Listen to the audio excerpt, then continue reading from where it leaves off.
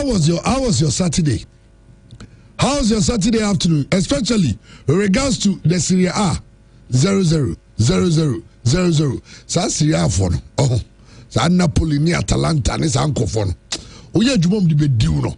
Enya senketa. Ni nyina won sem yede ba fia e ba be Ghana Premier League. The Super Clash ekoso Asante go winning game no by 1-0. But a lot of talking points. Hearts of Oak enya equalizer, but now referee flags so even before the player chested the ball, our boss a bicycle kick no. Was it an offside? Eba be hwe. Sounds to be share penalty a Jema Asante go no. Contact net saying and so on some there was an incident. Kevin says be ball the ball no answer. And also no penalty and not penalty. And on some and so so near her says be corner at pass. Edema Morphine Dozo. I'm on also judging a what me a mind share. Win pressure on the game. Ghana Super Clash. So I won't kind of say, and it's telling some of Yabuano ever games in Yano, Yade Ninano, Eba, Ujumadi. So, Christian, yes, also we can know a Koyipa. I am out follow games, no? And it games in nice one. Yababa Shahun some. Now, so key talking points, no? Korogoni has given, no? Yeah. Kotokofore Kase Kevin or Sassi Besaya assist him. Na dintia Kevin or Sassi anya assist and say Morifin Donzu any lady Kotoko attack no. Sabo is in Kwasenko ball a straight away.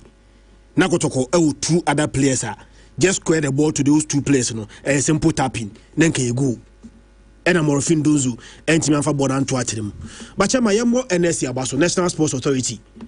So who pitch no? We're not impressed. Pitching it daso and a green. And for so many years, as some way ya can. Say Ghana problems so the chairman most often ya lack of air facilities and management of those facilities. Ya the National Sports Authority share ya ample for Ankara and Sano. Chama oye juma. Nenu a classic na me hwe no. On say adesa production as a twa pitch ni money buy. As the best start game no. O hwe pitch no, the way they say green no, esa daso na. In fact, National Sports Authority, this new management, they are doing well. Yeah. And one of the things about Mabaso Kwaye, the number of events are also at the various stadia still pitch no touch. And so you say event may find it out from events freebie. I say so say or no I'm outside undertaking. So say pitch no so not a pitch. Now what true say and you been a boy, one of us I know, and you been a to an answer while Bohudian. On that time that taking my own. Oh, if I leave you, they tender fire me. Who's the Ubo Hudia?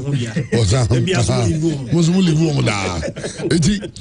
When Osa was I Bohudia also. Say, touch, everyone say, contravene this our rule now, an agreement now. Obeti me. I commence legal processes against you. What you say? And no near the omo and pitches no. Or the pitch Yabaso. Maso. Chairman. Minister game no there. I say, Okoma no mo referee no ne how to focus in the statement about Bontiano Paya condemning the referee. Obviously game no the referee warning for Asante Kotoko. And almost say referee no. The next time omo guarantee the safety so obedi ombo bi ma. I think it was a very good game though, but the way Hearts were playing, Chairman, there was no way we're going to score. Because on mobile ball, no drew final third now. They don't like they find it very cutting edge into member. And Darling Paul, let me comment. He made a brilliant analysis how on Saturday. Now already the strength of the team, so kind of clearly. Said two things. Hearts of folk problem is on mobile homer. And because in our away table, and I think they are either leading, but at home no more drop people, so they need to work on that. And as some key players who were out, or they compare Kotoko Diana. Also last week in know can I say Kotoko the advantage? I really feel like it was a good game though. Initially, what was videos I had angles in different but me also I thought it was a clean goal. On Sanopena Minya other version, I think it was an offside. And the penalty Kotoko also had is a clean penalty. And yet the way almost say but the penalty itself was a clean one because he caught him. Boy, the ball on the pan.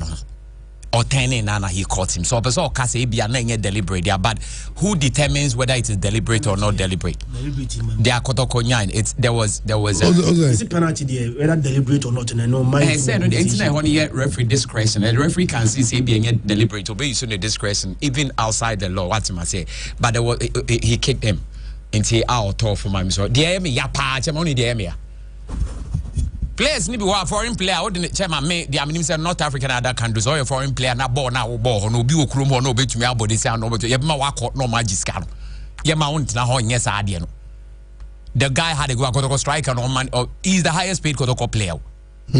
Okay, last time I can't was him say now me nya chairman Solomon cry friend say oh say we dey and am say Debbie abante no no say language barrier na hano obi a possible amount say no ever language no obi a possible amount ojira we bi and what possible amount so oni keeper je say bokra dem ko goal ni hu say we dey boy kra na bia say chairman na ni pana no possible metimi aba be block board chairman no Africa akra say nations of football onye so obi okromo na we foreign na ball na wo board sani pa no betumi abo more than that ye ntua as kanti boy no onyere no but you know chairman who said this will not be the last time has Nikotoko bebo what I say a game the other day about winning me say nka has winning and coming at 3,005 they are say and the crane Saturday no munyina and na fem no was roba amfa but I think say mebo has in penny for na baso for once as he say omuye adwuma chairman attendance it was okay. Hasn't got a recent games it was very okay, and the kind of measures of put in place, you know, I think say it was very very okay. And second of all, the union and get to I say chairman who tell you get to I say we the issue behind it's good. I think say we had a wonderful game and both two teams in about more those who don't get know.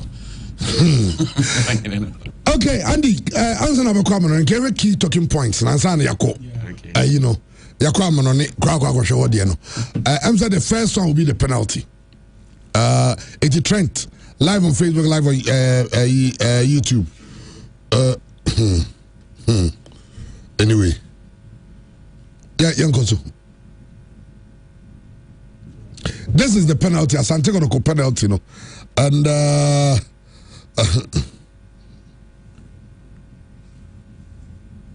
hey, Asemo. Okay. Yeah. If I do BT first one, it will BT. No. I think that the defender did not do too well. Yeah. The defender did not do. Also, yes, smart. Kakabi gonna on my cover. I don't know. Christian. Similar to Fabio Gamadiena. Okay, Fabio Gamadiena no be no. Yeah. Oyiniba Emma Kotokono. Or play on the intelligence of the referee. The kick no quite minimal there. But once a walk box what take it off, I play and what sound, Chama the slighter touch or tough for more. Oba convincing the referee and that penalty. The show say Chama Melo ya been say defender and Anyadi.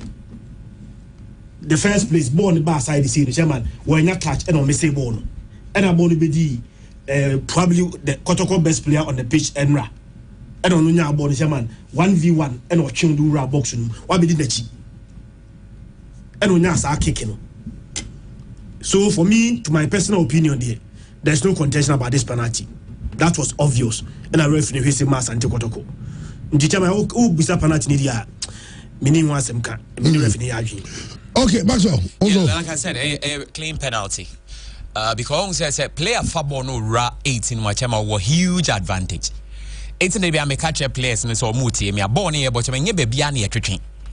But so who draw opponent netted or now being 18 now that is the area I say command the ball now tricky because at least obstacle bebiano ultimately a penalty and a striker or a player can play to get that penalty. Sometimes you play to invite or call for those penalties. So the least mistake defender the baby chairman it is good to go until like I said a penalty in there I think say it was a perfect one because you say has the chairman and KBA acquire the other way around maybe a referee and I'm sure say Hearts people will not be happy with this one. And the penalty in the chairman I think say it was a good call. It was a good call. Okay, Andy, also call the yard drink. Yeah, chairman. A penalty. Okay. All right. Well, I'm assuming more yard drink. I think say I'm sorry. I'm not quite for now and said that. But I'm saying players and Casadia normally Oje it's a born in Sacro because yeah, it was the coach and house coach Mumna after the match or Kase he doesn't think okay ni chino the nine I don't hu here na hu here and years I have him 20 years I have back and sana yetimi nyina miki of it. Yes, I think I may do. Yes, I had over foul. I had no so foul. The film will 2-9 on Kwano. It becomes a penalty, and that was the penalty. I'm referring Donzo. I was saying when the goal also. I'm sure that the players had wanted him to. But and the penalty no boy no so the one moment penalty but part about that penalty no. And also I go for Asemba Jai. Also penalties na e kosoro no. Say e sha keep ntimi nya ho hwee. Say sha keep ntimi nya ho hwee. But it was a brilliant penalty. Murphy Donzo. Okay, yeah, more bench penalty ban no we can make us a keeper penalty, chairman's in a penalty there, but chairman's here could train in account. But you want to say be about Murphy Donzo. Yeah, me can pass Murphy Donzo for me boy that you know what I asked for. After the goal, even though Sina Kotoko and Nebo game most of in the first half, has to folk in your counter bear 3 poor decisions.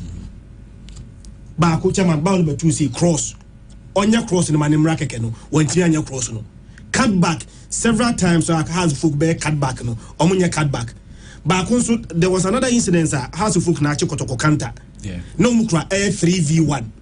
Just square the ball, baby, the ball number 2 biano. Now, who create opportunity for the striker the ball now to them.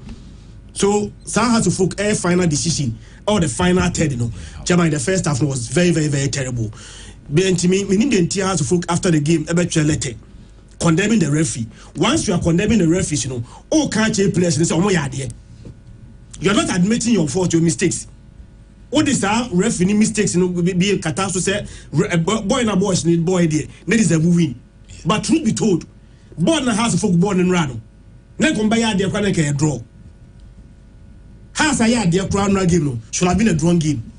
Also ahead of the game, no chairman, referee issue never up. And research grammar say recent has Nico match what Dibiato super.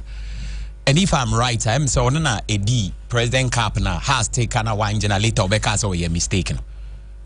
Then other games here where the Almofiu say it didn't go down well. Ain't at the moment or more point in the house when the protesters say or money. And the chairman say be a bit more notion be say you are against them. Even the slightest we are by Arabia might be real so clear. No? They might think said this is about looking at the game yesterday. I think he was doing very well. What he did,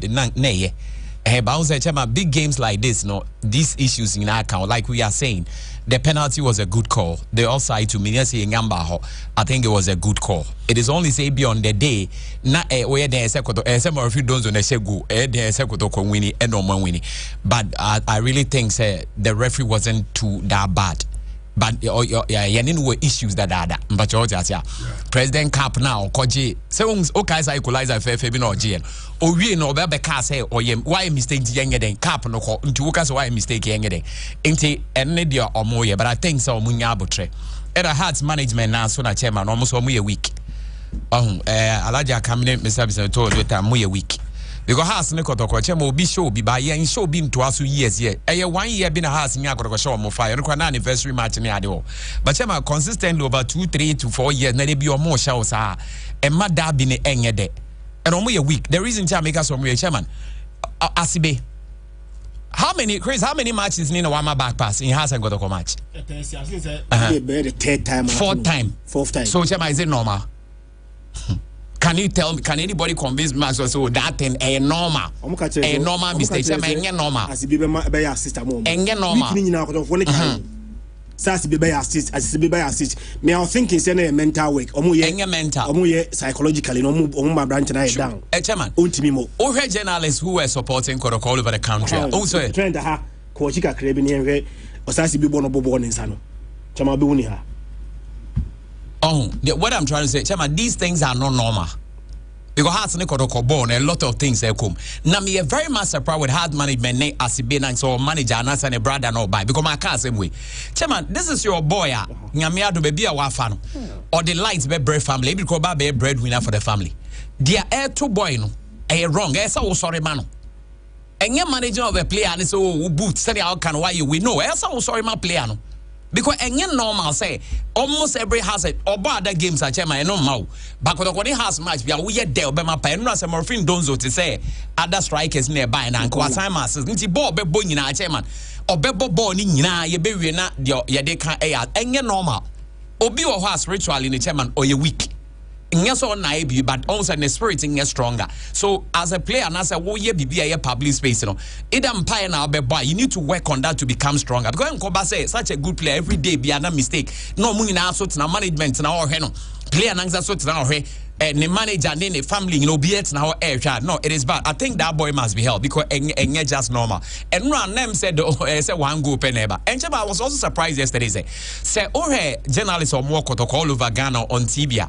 They were emphatic say has first go measure mutuwa but say one man say go do measure one. Look at this. It's a man nipa ba ko enye mienu enye miensa enye nine nipa bebre and exactly that thing came on. And I really think say they are working. For Chairman Yusuf, better luck next time because we are first game the way they na mean support Chairman Solo. Saturday na Chairman Solo any brain match we are conquering Friday. Nam Chairman Solo. Chairman Solo way o say Mr. Maybe I'm one day battle. Minka ye nam ha ye koye we nam so masa ball no parks on your ball. You share this gift. Now, you're a gift no about your Sako we chinere o sense based gift to Morphine Donzo. Enye. The goalkeeper gave the ball back to him. Now, no, sir, pass ya kwechi wa hwempo. Morphine does when you ball square the ball to your player. It's a tap in.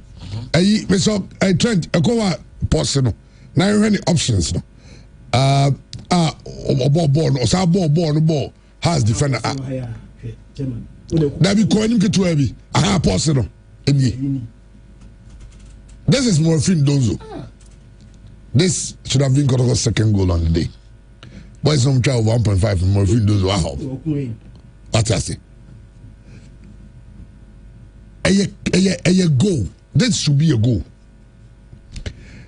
Virtually 3 Asante go players. 3v1 versus 1 defender of Hartford. And Morphine Donzo decided to go for power. Who is a player when him? We Andy. We language barrier. we a language we have a language. Okay, young queen or and one on way Morphine Donzo Diano. Now we are the second half. Now young call the pedal Osasibedian way. They are born in Sano. Enuni. Yes. Enuni. This should have been a penalty, but and there will be a referee as well. And you give the referee the benefit of the doubt. In fact, and a referee no game now was at the stadium. I watched the game. I don't think the referee was a bad referee. No, he wasn't. He had a good game. The instances among for the any referee are instances say see what Englander it will take VAR to even get a good decision. Yes. The instances, for instance, this one. This Osasibedian ball. Yeah. Also VAR. VAR back away at the penalty about Kotoko. What's important I say? But listen, this is a man. In fact, on the corner, player net in the face, you know. It's on view ni. That is why our developed countries are any developed leagues are. They have the video assistant referee to help to assist the referees in such moments. It's be say no. Ka referee no ombe friend catch and said there was an incident. Ebia yeye Jane say a penalty. So come and take a look and decide. Maybe a referee na kwa go no catch him say ebia me hwe no menje. Anase me hwe na penalty. Now we yen free way ho. Yen ko had to vote equalizer na referee the assistant referee no overrule you know. The disallowed goal. Now, when you say na hard for fans the power and was stadium in fact one rate TV crano who the run to show near Iba Park so because now before abem. Now this is the incident. Assistant referee about ya when you say ya yan kwetri na afi na try me so because of pause ya no pause or down maybe an amantema pause perfect. This is the incident. But also, yes, so go play on the head. Yeah, it was a challenge, and a back pass, and a deliberate kick or header from Kotoko. Was the deliberate back pass to a goalkeeper? Yeah, my example here, Aidiano, Osensibidiano. Osensibidiano, Boma Morfin Dozono. No offside. So, baby, called or the outside. But Osensibidiano born man on your offside. Yes. Aha. But you want to say, so go player, a bobo says to me, and the call Morfin does 1K offside. What's the better to say? Aha, could go play a bobo, I was on me to challenge, no bobono or bobonoa, Nekodi, Lewa, a offside. Offside rule, we need to understand it very well. Oh, the player was in an offside position after the header. Omoko challenge, and the challenge by the two players. Now, Sir Trent to Aswa, Ubu say assistant referee page the flag before the or head him or answer over chest the ball on assistant referee page flag. Yes. And the player in Yama so by and go by ye by so atasi. Go by them each day. Aha, no way. Now the emotions he can. It's not Obi was I say only the big say na say first one no omo head the ball no or interfere with play. And the winning the perfect example Edema. The perfect you say Obi we short. Or we short no. The player back the offside position. Or ball short na go goalkeeper now a punch ball number. And I know the original on the ball say they didn't the offside. What you say? I know say go no this is a very clear go near Federal to have been called for an offside. Go there for say, but go away. I consider top goals no. Or the far offside there by Federal. But time no so a late equalizer. Emotions are very high. Now referee disallow go now. Unya benefit of a hindsight. Jaman high emotions be taking the better part of you. Team no most of them by argument, but unya proper second looker. Say even if say, when I say referee flag, even if Sankebia, I say referee flag no be overruled. In moments like this, it will take VAR. Yes. To critically analyze, say, Bono Crano, it was a deliberate header. And I said, go in a head yama. Because you could defend an head the ball away. And I has ni head yaba. It's only difficult for you to say, and you could defend a head ball. It was even a challenge. It looks like me cover the moon say, has playing a head in a ball, could go player no. Like only nya upper a yika over the could go player. It's or headed by ball could go play on the last. But the attorney say and yet it's not considered a pass. What you say? It's the instant referee had his flag up. Player ni free offside ni be real man. Or flag you. It wasn't like the goal was scored before you or raising the flag. The assistant referee no play and clearly it's already assistant referee now. Now on ne kotoko last defenders no. And it's now ma has play and you know crowd the offside position chairman onya call no right. Me assure say obi na all cast ball in your offside bia no. Na the issue of the watch chemu say enye kotoko player mum na head ball no come na this argument kakra ne so there but I think say explanations are more abani videos angles here in area there. Me assure say by now a lot of the people will have it clear say na ball no offside. Say the wadi ka no go na for too much plus the time you normally take no that and then say you ruling it out you know e be problematic but I think the assistant referee had the call right time about no was in the position no and who say player na ba na and who why offside or flagging teacher man clear offside ekotia wa ya so ekotia wa ya pa ejema so ya na de but ye hwe ne ye nkwa enum chamu. Okay, yes, the behavior of Hussein, I know key talking points, I know so come and I know say and the people say if you know a charge no Oh, already. I know pay I not charge no. For the behavior after the game. In fact, I see I'm saying in your referee no crime man.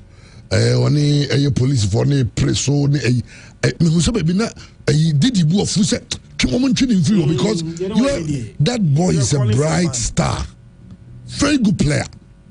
And no game ni na me disappointment ASI dey now no. Enra game ni na me disappointment be back pass ne Morfindos me disappointment there Hussein Mohammed Koyen because we na ya kan ho asema darling for baby o kan on the house player be the defense and to do this chairman are very uncalled for has already ya correct chese or there be sometimes the emotional intelligence of our players hard drink kakra. So said, tactical board in Bibiana. I say how to control yourself in moments like this. Because has a folk in a base 6 game banner. One affecting no. Has a folk na affecting no. Before this game, we said now has folk videos are.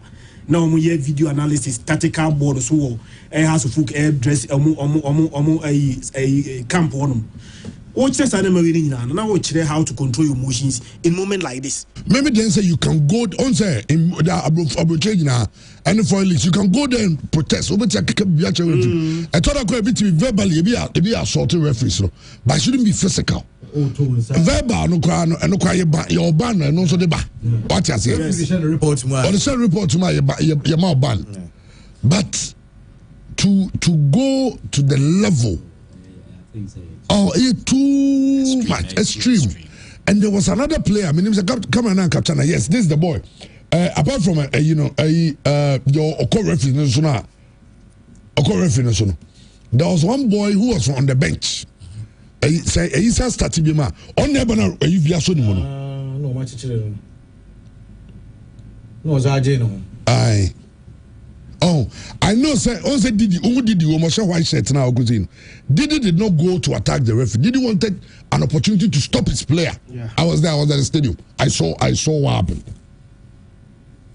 Oh, but the Emiya, this player, as good as he is, we have I'm there trying to cry matches, but where he could go months. So I can player now. Okay, player we know Osanya to refugee. He was banned for 1 year. And this is the Ghana football. Say also folk SC and Hussein Mohammed have been charged with breaches of Article 16(2)B, 12F, 12(1)K, sorry. And anyway, ni chadi kama mena. Because I mean it's a light no tosusana. Okay. And then 34(6)D of the Ghana Football Association Disciplinary Code 2019 and the GFA Premier League Regulations 2025 respectively, following the Ghana Premier League game against Asante Kotoko SC. It is alleged that the club failed to control its players after the final whistle when several confronted the referee in a disorderly manner. The club is further alleged to have allowed its supporters to throw objects onto the field of play, while Hussein Mohammed is alleged to have assaulted the match referee after the said game. Both have until Tuesday, November 11th, has a birthday, 2025, to respond to the charges. If something has birthday, no making sure some message and I'm responding to the charges. I don't know, but me say I feel say the posture of other folk should be admittance of guilt and plead. When you do that, when you plead for clemency, and I will urge the public relations outfit of Hartlefolk to immediately start doing videos and getting interviews for Hussein to apologize to the FA, to the match referee, or proclaim per referee number man no friend. No panic, no referee even report to say, oh, the player has even apologized for a Saturday Obako stress o magia to say me, but we dem sremo. Before the buy mo fan chame. Exactly, because Yahuna say ya, say president. Yahuna say ya Abrantia na okay, na division 2 as division 2. omu nyina mba som ko referee so no match so referee no man nko no so no sa anya no tugu referee no so and it's all kinds of video no yeah he was banned for 1 year Amina Sharks he was banned for 1 year and he must start pleading for this guy because he's a very good player Borena very very good player Kamara so was it this Kotoku keeper is what fine and saying. I think he was good. He was good. He wasn't just. And I think he was good the way he organized his defenders. And me must maybe any blame for that because Oja born my heart for you know. And Kamara had a good game. And Sambo O'Neal. Sambo O'Neal is you know that guy. Sambo O'Neal is top notch. And Hearts of Oak second half in the middle. This Usain boy, Rafael Amponsa, and Hamza Issa. Hey, Chris said they were delight to watch. Boys, not born out they know what to do with the ball. How's the fucking striker? Only striker, bro. Do goes on the Murphy don't do guy. I mean, my man. Murphy don't do what to me. That's what the ball. My man of the match between Kamara and Peter Miduakwa. Chama who Peter Miduakwa. Yeah. On my house of right back in one hell of a time. I know Oteto says be pa. Yeah. Me was na house of for complaining about the 3 back na coach no boy. Coach need to about 3 back that's okay as we make since last year. Otis has started about 3 back na issues eba. And I really don't know, but it's good. 3 back was my born here for experiment, but I think omunye ni na yenhwe. Didi Dramani who say Juma no ye Juma. But has the leg at check because took me 15 years now, bet far house of food. Chemo watch the leg back up. And I has crown no munko bear 10 years without winning the labor. Took time no marco. And he took with time no chema. I say success on the page in your man far. And I also before took me hearts were constant. And I saw not Africa now or we always present. So I'm call of maybe a season or 2 be no marco. But chema took me by even group stage of the competition in Africa. Kromo be that. It's the only thing your leg and then also Kotogosu Shan or Moshe Modia. I was a house or Mukomiti or Mupebi. Yeah, will be small out information. There be uncle for say, Obise, or Pasmaka, no, Obise. What Intiate? Miss Obise. You say, work. That's a Kotoko, home and away. And I work in the share house of Fukakabede. How many years ago?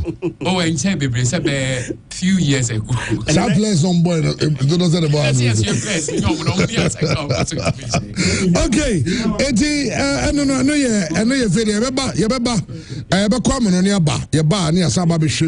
the new Blasters call up for Korean Cup. Nanra Benjamin Asari, Prince Usune, Kelvin Nkrumah, Omodumania Chim, Anopea. Omoko Japan. It's going to be a long flight. Japan quite well one. And yes, I'm quite well. But current cup, current challenge cup, Ghana Gusia can games in the berry, Ghana Premier League. You know, reactions from coaches, from players outdoor, anyone seminano, they want some international break no you Andy. Now international breaking teams are Omania international break pa Nigeria, Gabon, Cameroon, and the DR Congo. Omonya friendly asemo. Omani bra World Cup. Nigeria for any average bia. Omuni na person ko World Cup nti. Omani abre on the 13th 14th ya near Ikoya. Omuni na ekohia. Ewo e Morocco. Enti Nigeria is kind of 13th January. Thursday, and then 10th, Tuesday, 11th, 12th, Wednesday, 13th, Thursday, Nigeria. To Nigeria, they say, Mom, FIFA friendly day. Also, I'm on both because friendly. But the good news for Nigeria is that Osimhen is back, and he's in a form of his life. Na Isamanyo asema uti meka chere Nigeria for boys one tiana. Ah ko say penalty. Osimhen say Nigeria boys na ka chere ne say. Eyo mutual bet say Osimhen to score. Anytime goes cry Osimhen in Nigeria for no last nyagu so. It ono dey be opesa o Nigerian boys no enyeska. It obeshego amomo. I'm not to score anytime. Okay, anyway, to the end also, now Andy very room na here share and some no said it on Wednesday as Antigua going to start a clear near standing games in Omnivision ball or other games in the one some and so Babalan Sanano Andy Garcias Eddie room near Ramon and some Andy wiki draw ya Real Madrid ball draw. Now it's the guardian. Then only now goalless. Saturday the first 3 matches standing in our goalless. Now South Atalanta was a one from there. Almost almost TV me show almost 3. I is Atalanta the old Trabeta no you with him. Omni Napoli umumu team dada. Is a visa you be count the brand prize almost to me show. Napoli so Bologna. Oh Juventus we guys as na ye na Arsenal so ne buying the mudi nim so mumienu de there win ho na Samaka just be predicted 3-0 for Man City against Liverpool 3-0 wow. And Apadi beat them by 3. What is happening to Liverpool? And it should bring away everything. Liverpool once again saved by the bell. Omasa Bumkuri Yako international break. It's now Liverpool more to Tomonioma. And also any Barcelona. It's only Barcelona about making sure say Obasha more good than Barcelona no ano. You come there don't be shebi. Bamusu the ozu be shebi. Aruhu ni Pau Kubasi ne. Yasem. It didn't know some our say ya de Marcus Rashford they say dear. Hey, Abrante the ball bon there. They say no go born Manchester come home down. Hey, okay. O there bad so. Andy Garcias Eddie Romeo Ramon and some bad ya Kenya no. Ya de so a day amamo. At for a high pure 95.7 FM. Yanko Amanone Embra. Are you ready? Are you ready? For the thousands in attendance and the millions watching around the world, ladies and gentlemen, let's get ready to rumble! Right, chamo mira sinti yan kona for latest African phone cross no yan fere nyina amatie for pe uguso monitor jumade na uko Facebook Pure FM TV na like share nefa comment take on Samsung na TikTok videos no menyina on sabetia ka YouTube so kwa e bright can on YouTube latest nyina enso e ba no pe yen comment sia na yan fan 70 bi ento gen chance fan free Italy mami owura France Rafael aye Paladino wono aye coach I say woni adwuma ye de beti and it's a club aye France Atlanta club no likely by the close of day and one ebetmia sakem coach your friends Ivan Zurich point ora your friends aye Paladino kaze Paladino medene hun sema to get time and Juve one epe coach ono eno panyina your friends Luciano Spalletti bako and na Juve enso esachon na the tense Juve ekofa aye Luciano Spalletti se Paladino enso de metene se aye Zurich ekwa aye Paladino and Atlanta team no one idea you want enso bet media mana and latest abensaka sansem no yet emamu e wajumade no so FIFA aye World Cup and FIFA na 17 World Cup no eguso koso e wo aye kata na mamfa we entugasa Mexico and Japan e wo the same aye hotel na de koba ye ni de kan emame aye Japan obo players no when say omni aye Japan and Mexico era the same hotel na Mexico for entime we ne match and omo ko win obo first game obo draw hotel no viatia and is a god of honor e koso eno aye Japanese players omo ne enti omo aye opponent omo no what the same hotel and at the time omo so ko win the game no womo ema omo aye god of honor e bomo so say womo enso timi kwa win the game eno na wo hwe no when say omo wie no ape Japan enso ko win the game wono so wie top in the group the attendance Mexico players no enso aye the same thing god of honor enso adema aye Japan aye players no eno later say ba sansem no yet ema munti eno na wo hwe ya de won komo ema mu e wo dwumadi no so way aye aye o my friends Japan for no wɔn ɛyɛ bi ɛde ma Mexico for no ɛnso yɛ wɔn deɛ ɛde ma the Japanese air players after Japan for ɛnso kɔ tɔpi wɔn group no ɛnum ɛyɛ later sɛ ɛba sansɛm no yɛte ɛma wɔn kɔfo ɛbom yɛ no nyinaa ba so sɛ wɔn akyerɛ true sportsmanship ɛna afei ɛyɛ friendship ɛnso agudie nim ɛnum ɛyɛ later sɛ ɛba sankoma nyinaa no yɛte ɛma no pɛ na yɛdi nkɔmɔ no maame ɛyɛ Barca coach friends Hans Flick na yɛni no nkɔmɔ ɛnura Barca ɛkɔhyɛ 4-2 ɛde tia club na friends Celta Vigo ɛma nneɛma nyinaa ɛnso yɛ kama ɛde ma Barca ɛyɛ team no na Hans Flick ɛnie maame fa wei ɛnto yɛ sɛ wɔconfirm yɛ no a sɛ nyame yɛ adoma after international break no Barca supporters mobɛnya ɛyɛ Rafinha mobɛnya goalkeeper friends Juan Garcia ɛsɛ Juan Garcia na Barca for here because Chesney match bi a wɔtɛm de ma Barca wɔ concede ɛyɛ goal manager na confirm yɛ no a sɛ nyame yɛ adoma after international break no Rafinha ɛbɛyɛ back goalkeeper Juan Garcia ɛnso yɛ back wɔsi ɛwɛnim sɛ Pedri so no wɔwɛnim sɛ after international break Pedri ɛnso bɛyɛ back na kyɛ sɛ Barca ɛnso nyɛ ne squad no ɛnom ɛyɛ update a yɛnsa ka yɛte ɛma mu ɛwɔ dwumadi no so mame aberante a yɛfrɛ ne sɛ Frank ɛyɛ Dion na yɛni ne ho nkɔmmɔ ɛno abra Barca ɛwini game no 4-2 last 10 minutes ɛna Frank Dion ɛkɔnya second yellow card a ɛresɔ to ɛyɛ red card ɛnso ne ma aberante no na anɔpɛ dɛmɛtin yɛ ɔhu sɛ Barca ɛfiri international break no ɛba the next ɛyɛ league game ɛwɔ fie Barca ɛbɔ deɛ te ɛyɛ Bilbao mame mfa wɔ ɛnto ya sɛ Mark Casado ɛno a wɔnom akɔkɔpra aberante friends ɛyɛ Gavi already wɔ Pradada Pedri ɛnso apra sɛ aberante friends Frank Dion ɛnso yɛ suspended ɛwɔ saa match no and Barca ɛbɛkɔ Bilbao game no without Mark Casado without ɛyɛ Gavi without ɛyɛ Pedri ɛne aberante friends Dion ɛno ɛyɛ latest amensa kasansɛm no yɛdeɛ sɛ Barca fo ne sɛ ɔmo wɔ pi sɛ akwana friends Mark Casado pra no ɛnkosi sɛ ɔmo nkɔ international break ne mra no na Mark Casado ayɛ fit wɔ abra game no ɔno nso bɛtumi sɛ ama ne saa deɛ a na sɛ ebi obi te sɛ Eric Garcia mo ɛnso ne bɛsɛ bɛgyina fifi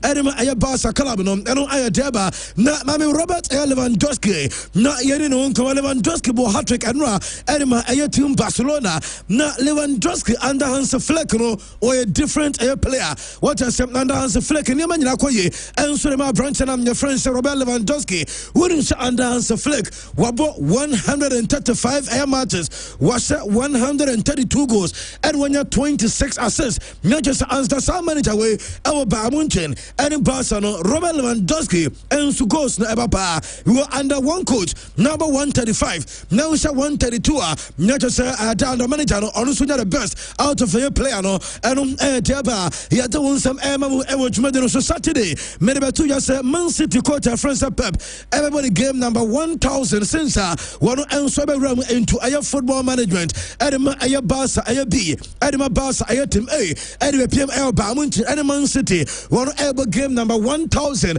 Mama a Pepe now your monk was say because Nyate say Obenino who to say 1000 games no their team then said they win a percentage overall a 71.6 a percent and a reference Pep a Guardiola and you didn't want some answer to ja and what made so Trent Emma Pep Adiano now you didn't come because of Penino where a so far with Man City 550 matches, when you're 388 wins, we draw 79 and we lose 83, and he is 70.5%. And so with a Barca, we have 247 matches, or winning 179, we draw a 47 and we lose 21, and we represented 72.5%. Our Bayern 161 games, 121 wins, Samsung draw a 21, and I feel winning and also lose 19 and represented 75.2%. Our Barca being opinion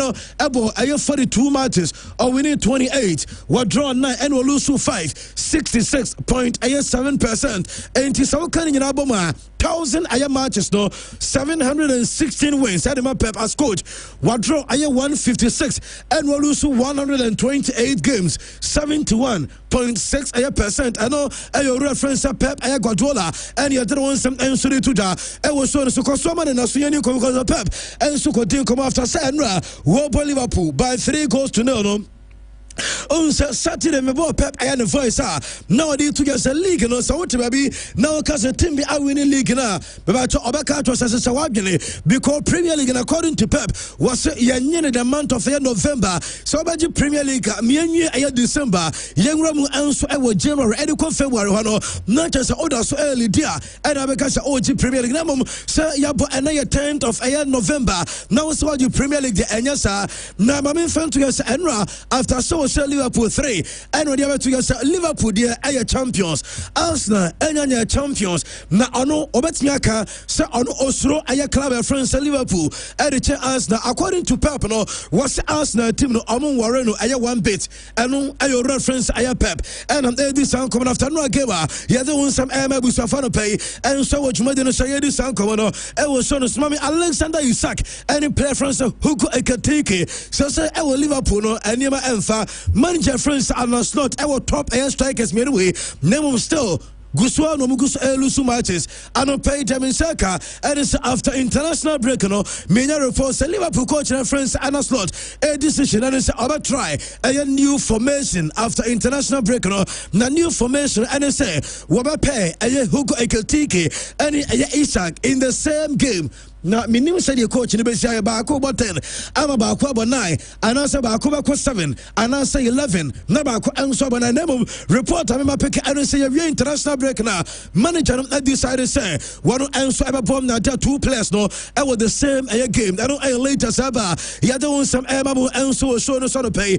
Now, my man found and to get Liverpool club no so say mammy I almost defeat any other because Liverpool when say Liverpool so say when I'm a lose I have 4 consecutive Premier League away matches. Yes, I had for the first time since April 2012. And I Liverpool club no I lose 4 consecutive away matches. So we go away.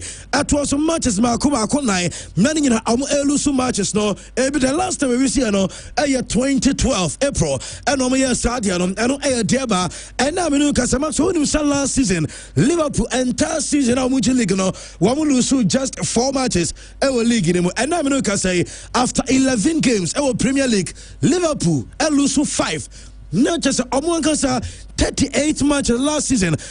Lose just 4 no. What season we are? We added just 11 matches and lose 5. I don't know. Penny friends are Roy Ken. Roy Ken, mommy.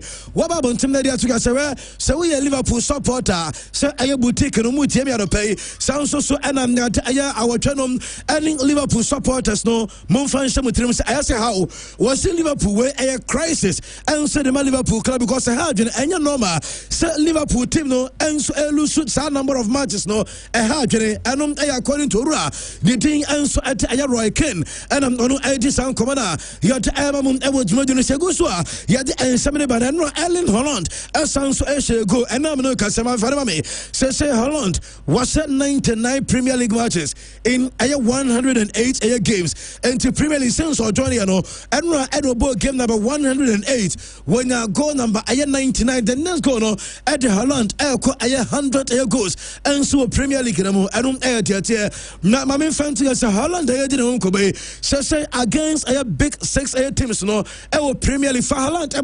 against big 6 no and it's saying this year over Holland since I joined Manchester City their team against United was 8 goals and their Manchester United with Arsenal was 5 goals and their Arsenal was 4 and their Tottenham and Chelsea and then upon the second goal and so the Liverpool club no and to Holland goals no come and Jamania can Holland and sense no Mami Fawe and to and Mami Van Dijk Sagona Van Dijk ko say no fa controversy sense Van Dijk Eppenborn Ethernet Nemum one at the Salah goal the same Brantia and as Van Dijk one can send teammate and the team and so at Andy Robertson and so a blockade goalkeeper Donnarumma just a ball on outside I say we interfere a play and Jinabon outside now go to any baby no Abrantian and so Jina time of Van Dijk pinball and I'm on Sokoto I know and I Gary never Ababontes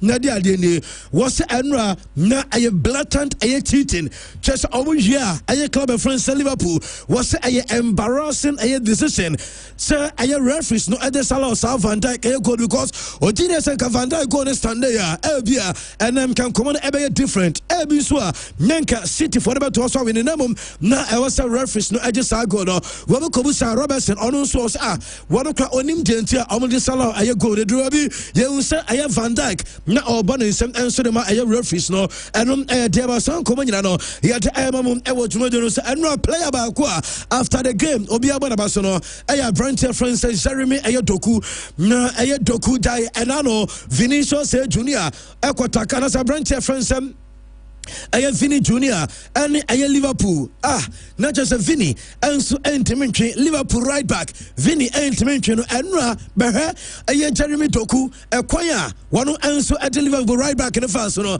na ano se enra eni BBM no sorry metrics of the game mami breaking it down and fabo eba shot on target ononkwa eba 3 na oye the first what is no oye 1 and when she touches our opposition box on your 11 na oye first chances are created or created 3 chances na are your first dribbles are completed and or dribbles 7 times na are your first and a duels are 1 and also now 4 na are your first and tenra Brentford friends Jeremy Doku all metrics of the game no na the modern answer was so na mami so far aye Premier League no aye 2025 most completed aye tackles na aye kaso bi fabo no it is all tackles no in the year 2025 Jeremy Doku one and that's obenya sa aye list na dia wam ya eni Doku complete aye 100 aye tackles the autosu number 2 aye Mohamed Kudus 82 and aye Yankuba aye Minte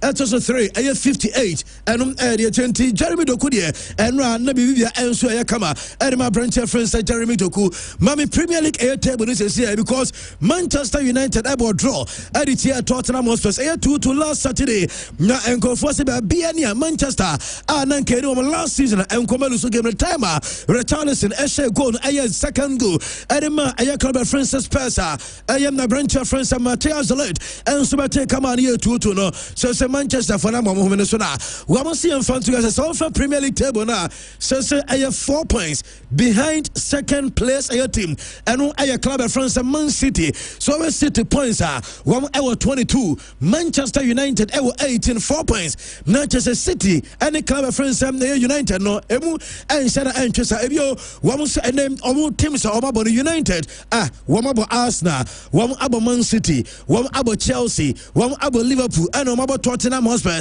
and so aye fixtures na sa games are 11 matches no one are clear sa fixtures ni na mami United one next 10 aye matches na yenin ko United supporters no and GDS Champions League no one bet me ako United supporters in GDS UEFA Champions League no one enso bet me qualify and no aye easy promo bi kama na enye one say sa obo aye United obo City obo Chelsea obo Arsenal obo Liverpool obo aye Spurs one last game obo Everton obo Crystal Palace obo West Ham obo Wolves obo Bournemouth obo Aston Villa Newcastle Wolves bio Leeds United afeno mo any club friends Burnley and so about United team no as a top 4 one ebetia qualify and thereby yet Premier League why and air relegation na up to a super computer no enya edi about say Wolves for after sana no Chelsea ball mo free no bibia say Wolves for no enko no relegation no e ball mo pa na meaning say Trent obenya silence no enso de amamia na ye obia chances aye teams aye likely omo relegation per so far 11 matches abono obia modema obo any obia position e league table no so no e trust na their clubs no obi to say Wolves na ankofo de wutu so menya akọ Wolves team no one apamo coach still anyama nko enfama aye Wolves some club no enom dia ya je won komo enso ba wo with West Ham United onse orana mneti enso adinu no Espirito Santo ashase achose all see anyama kama Wolves chances so be call aye relegation according to supercomputer no say aye 91%. Burnley aye 51. Leeds 48, Nottingham Forest 39, and West Ham United 39. Now the offer was Sidiana Omodia Kabaka after 11 Omokwada and later Saba Yadon come Ebamona championship no call against now World Championship na championship no Mame Frank Lampard Lampard no utumus Emsawa and also Yejuma because so many Premier League team Lampard and for our championship the same like I say team Coventry City wamo and early a table our championship now when you 10 wins we draw 4 and we lose just 1 game. We share 40 goals. We conceded only 13. Frank James Lampard and ye Chelsea for promotion them do team command enko omo. Na enko wa maternity said abi utu se unia em se e kire wana ye championship wana no wonu so ye coach em so betia boapa e wa championship enum jetie sesi ameno kaso Adrian van der Sar ne record no enso ye intact. Nanka e Arsenal goalkeeper David Raya enso transfer cometia break sa record no eba longest time a goalkeeper enso akwa unconceded goal Premier League or reference Adrian van der Sar say I had 1,311 minutes and one conceded a goal not David Raya enso chasing them and ya dia sadia no enso see Sunderland follow enso break almost 2 goals and it's here Arsenal born a 2-2 almost first goal Arsenal but 2 and a pong and a branch of friends Brian Brobby enso acrobatic display and ya take no Edema club of France Sunderland and Diaba Mami Abrante France Benjamin Sesko and ano wo free bench ebe Manchester United wo any Spurs game no free bench ba no was also be prior Emma United at the point na omobo numerical disadvantage we go time o prior o free no na United I and substitution nyina wie onye me ba cho so Benjamin Sesko said the o sinante kona e tro se bibi wo ho agwa no pra inji no e ha dwene any we say all 29 Asia, not just over to report. I mean, and it's a burst of 5 weeks. I ran to friends at Benjamin Sesko, and so it's Abra want to be more football and for Manchester United team. No, I don't report. I mean, the amount and it's because of Benjamin Sesko. Ebra say yes Manchester for the say Joshua Zexi and so I say or you below Manchester United standard the match is here and it's okay Brentford one was striker our friends Igor Thiago na reporter me say can say Ruben Amorim I catch Manchester and for the Obenya striker no and I Brentford friends Igor Thiago na Trent add the stars never to so the mami unu say so for 11 matches no was 8 goals I say coach also kofa player we enso de ba ene ya Sesko akwakopra na Joshua Zexi so mun said woni ye no also kofa striker we enso de free Brentford na diamante and it's January omokwa 45 million pounds and a reporter manya yet eba mu ewo jumede so na Manchester United team famiko Old Trafford na ye nim komo say United team no wo mun so organize event bi no what the stadium sleep out na diomu ye ni Old Trafford no wamo say wamo ema kwan se obetua kakra no abeda Old Trafford na sasi kan omu raise na oma donate enso dia ma charity wamo ebo homeless people eduro winter na just omo ni baby da omo da montene so no Manchester United SCV asinyina say we say Kenya UK ka obeko Old Trafford Kenya nanka wakotua kakra na wakwakoda enkofo tua skada Old Trafford ni stadium na Ronaldo beki kan se we dey found enkofo tua kakra no makoda Old Trafford United registers kana omo ye donation enso dia ma charities eno ayadematia yete some Emamu Ewo Jumedino so Victor Osimhen Fanama me he Osimhen committing to Nigeria ma Chamodi Kai and San was sorry say omo international break we here mupa Nigeria for the car na Osimhen abobo aba Galatasaray wie wa no supporters as on-site autographs and famomo na on Twitter page say people so central for eba be interview Osimhen say I am traveling me too kwai oba Morocco the national team no Oba Buana Oye Osimhen Onyabotre signing back no we entertainment Oba no a chef for the Kaka Chom said o tukwai we no Nigeria also go World Cup no Victor Osimhen epesa kwambia so what the Nigeria national team no also qualify maybe bia enso coming to Osimhen and I'm your dinner one some eba mo ewo jumadi no sano pay dinner one komo ewo show no so na enchemesi from that time about them mamen ka osem ubepiem ewo Lionel Messi so Messi and anu Leo esan so go na Lionel Messi no dey say so Obama the first player soccer player when you 400 assists Trent Lionel Messi na yen kan ye Messi enso aye de ma no eba aye football na Lionel Messi akwane de what you say 894 goals 400 assists 1,294 goals plus assists. Lionel Messi 46 trophies, 8 Ballon d'Or awards, 6 Golden Boot awards, 91 goals in a year. Obia Nyebita Sanso ana 4,011 successful dribbles. Afe eba Club World Cup. Any a World Cup, Nina, they play of the tournament. What Emperor Nine, and Lionel Messi, Aquano, what I say, go to Nankasa, any Aya branch friends, Lionel Messi, and on air, yet now come Madrid. I say 2 matches. Madrid and she go against Liverpool, and against Club friends, Rayo Vallecano, and our Vallecas, Madrid and Smia and Shago. So say, yes, I will, just a Valdemar Baswano, and Kofasha say, Reggie Consent says, Zabi Alonso, I am a style of play now, and I'm a Madrid and Timisha goes, and on air yet here may report Sam Yasiane one more jealous after international break I was send Yama SCA Madrid I was say goes na say I am Mbappe and she goes na kamia cross Mbappe and Shagua na Madrid and so kwa wabra untimi Shagu and I diaba Scott McTominay ne former teammate and a branch friends Kobe Maino and on per report I mean second shows Napoli once on Yaman Koi many reporters say yes McTominay akacha Napoli for say omunkofa Kobe Maino and Fanemra and now Kevin De Bruyne Akoprano or GDS Somunya Komenu Edeneba, our Cronibet on no, on Betia complement Ama Napoli, Asha, winnie match said ye, then come winning a games in McTominay, and so I read him somebody, the former teammate, Everybody Cano, and I Jamaica. Now, Russia, Cameroon, a player, I have friend said Nicolas and Gamalu. Now, Nicolas and Gamalu, Chamo and Gamalu, a Korea Mukakrama, the wife, I bet you know. Na yase ne parts and drew you up and offer police for say on my radio fio.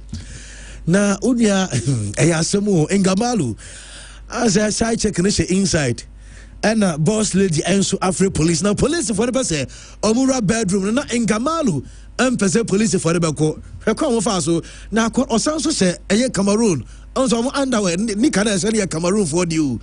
And the police na train and omu bie for no ko inside na dey video the omo say lady be white Eshe kona ho baby o se ona se wono yes yababa chunia yababa chano unia ko wiem amacha sen wife and so becho and one free police and so the amanu ntia no DS e Russia and we branch friends saying Gamalu and you didn't want some and so to Jamin ka so no pay e WAP travel and tour for my culture so omo no ye de no nyese baba esikase adu tu kwan na kwada ya kwaje visa bro da bi omo nyane sa omo say wo de brasa ya kwanto na opese utu a de ye ka cho se bra na be pie mu e WAP travel and tour ye ma wo visa guidance e kwan obefa so a won sa ebeka aya visa eno na ye boa nyese bia kwana kwatra fie da bi ye nyane sa kra afi omo se men kan cho se eba aya school admission and travel packages a omo be ye nyina kama enso atimi dia ma mame fa we ento num se aya UK Schengen ananse Asia obafre WAP travel and tour for na chesomatia boa kama kumasi obehu omo ewa hojo runabout Sona Center eno mo Accra Atlantic more Junction, Atomic Junction, one man after Junction Monso, one Sanso office ho. Maminka so number 0549 674 103 0549 674 103. When you WAP travel and tour for Enkasa. Afe Maminka so soldier mentolated balm and the powder no and as I say Ghana for you use me so Obibia Opo Juma Ohunam Yoya Utus Wabre Wodakra Wintimina Bia we are sportsman we are sportswoman tell the bedroom you know Utus Ohunam Etcho Wodakra Wintimina so Bombardin Sam Ubenya I just soldier mentolated balm nibi now with the strong krabi what is Obebo Amwada you was soldier mentolated powder and also rashes as I was can I use a soldier mentolated powder and bois Emma was can to kama Makato sa rediana dem untimi ko bo bia dem kwa ode no and also protect the kwajibi afa ashform for akofa jigi mattress no enso dia ba Makato say nko bi nam krom say na be hu say Ghana Standard Authority for I shall say to Omososa Nipa Bonefo I just omu use materials where they produce mattresses I just okodaswa ohonam eyo yano na just osa edaso na ohomia na enyema ekomu so ekokofa just complications so dia problem at all kwaje jigi mattress free as for because enom omu emiti Ghana Standard Authority one requirement and what that's why my body pains bia and support your body no unya back pains unya neck pains bia obeda da kama your king queen size double size medium and a single size menyina bi on 70 kana body there and a form bako we ura ay asfom wamu showroom bia also open jiggy mattress no jiggy no yes say kutu na dia so kama e dia mo bese mutu no mfre 0556 579 214 0556 579 214 now no mun kasa yanko adum Malcolm Prempeh the second street na e TK Buache electrical sana me do ko makajo se kromo se electricians me ba chomo amu se mo dan a mo behia aye tropical cables all kinds and all sizes no shano so me se e TK Buache one also to because one call TK Buache electrical sa ko cables so be a one way na kofa problems and so the brand name so do TK Buache electrical sa 1.5 mm 2.5 mm 4 mm 6 mm 10 mm and a 16 mm cables ni na won se be ka bia fe one see ceiling light electrical fittings conduit light street light spotlights chandelier say kama and a fan light home no e TK Buache electrical say ma chona dum e Malcolm Nchenwa Prempeh the second street over for woman e was 0558 597 633 0558 597 633 now you make us a first bank Ghana nyame admire 500 until 30th of November enti enye o jan ye job ya say oh yeah transactions ube yusu first mobile app no and over dial *894 hash now they are your transaction na be kwan ama won saka of 500 Ghana cedis nkofo egu so jomo de so no problem bia for fair solutions it was 0596 92192 and 0596 92192 and afei ma menka say M2S evergreen digital printing for no ma sene mo baba so essence omanta roma digital posters banners ahodo funeral and wedding invitation cards afei companies mope Friday was no corporate cloth no ni nyina ba be bi diamond digital customer school cloth one digital embroidery printing invoices and receipt say anyama fa 3D ho de but oni nyina M2S evergreen digital printing for se fabra me anya ne kama emfama wo be hu mo e wo sokoban aboboka se cement junction to the Obuasi road and omo na jomo number ya no afre 0244 893 544 0244 893 544 now on M2S for Akasa Caneros internet solution na daruma mesho obi bia we internet bia no say open internet e dey live video streaming say with YouTube and on Facebook live open dedicated internet over Caneros internet solutions I was 0208 282810 0208 282810 na no enso Akasa dia me na chamo matwaso no Hills and Valley Sales School na makacho say school akwara fa ne ko that ni here pa foundation no to the year wutu ne year I don't know ama akwara no adachi enso si ne year me ba cho Hills and Valley Sales School yes so dia fa bofra na bra na be hwe say school no environment in city teachers ne so de Montessori train enomani ekunkura no mes obako school Hills and Valley Sales School enya so okodi agrama mfuturo na ne ho abaye ba sa dabi no school no ho ye kama nti time o media gronya no wo mo spacious playground man kura no ena ne men so bre child no abefo de ko no bi enom de chemo frana de unu so mo weekend school say edru weekend wo ba bi ko fa ba ne bra na akra no so kosko order fa bra na yen trena de security de jai e was ropa camera se was school no time dia obi tia kira wono so monitor mo front of movement and want to say oba ko school and as dabi won't be ho school e patas just 5 minutes drive from movie house and you opposite Vegas Shore station for 0504 355 355 0504 355 355 amataroma and yakofa first batch no and so ediabanti Taman can come any abajafo to also Eddie Mama Obisi Menkanja Tabo say Arsenal board draw area no pay. What the car your local news? That's Arsenal. I mean, we need all games. No, say we are still the league leaders. Yeah. And you got 10 games winning streak, and Sunderland behind you know, and teams are no mukuta say streak there Arsenal behind. Yemi anu in a wiki. Teams we know in red and white. Kala, what the just remember that ko. How many you know any answer you 2-2. Into the no Liverpool for is almost some name because me who say na Anslot to go say we equalizer no any guys can finish offside ne but the offside I mean okotoi it's there is a distracted goalkeeper the aya na aye come on into moments on baby two players maybe 3 players 300 and something but told you last of all, somebody just was so, but me just show this. You'll be repeating the same idea. I'll say by how can I say by January? No more really, you know. They say someone you careful by January. No more correlation. By January, no more lose league, you know. Young January, but more lose league, you know. Pepsi November, any league, of course. Salah Second Kabi, or say you can, or say you can't win the league with your first 10 games. But you can lose it with your first 10 games. Yeah. And last season, Liverpool lost 4 matches in 38 matches.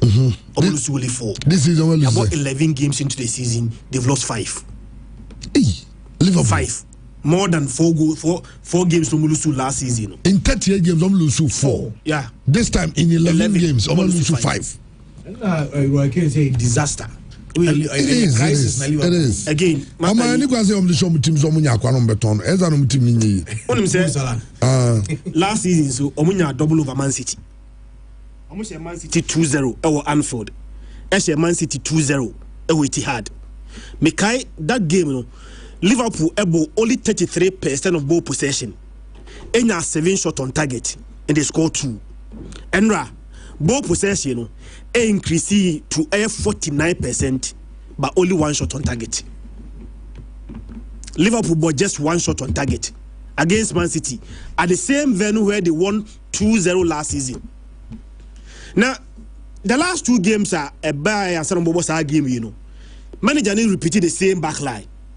Conor Bradley, Andy Robertson, Konate, Eddie Van Dijk, and about 4 and 5.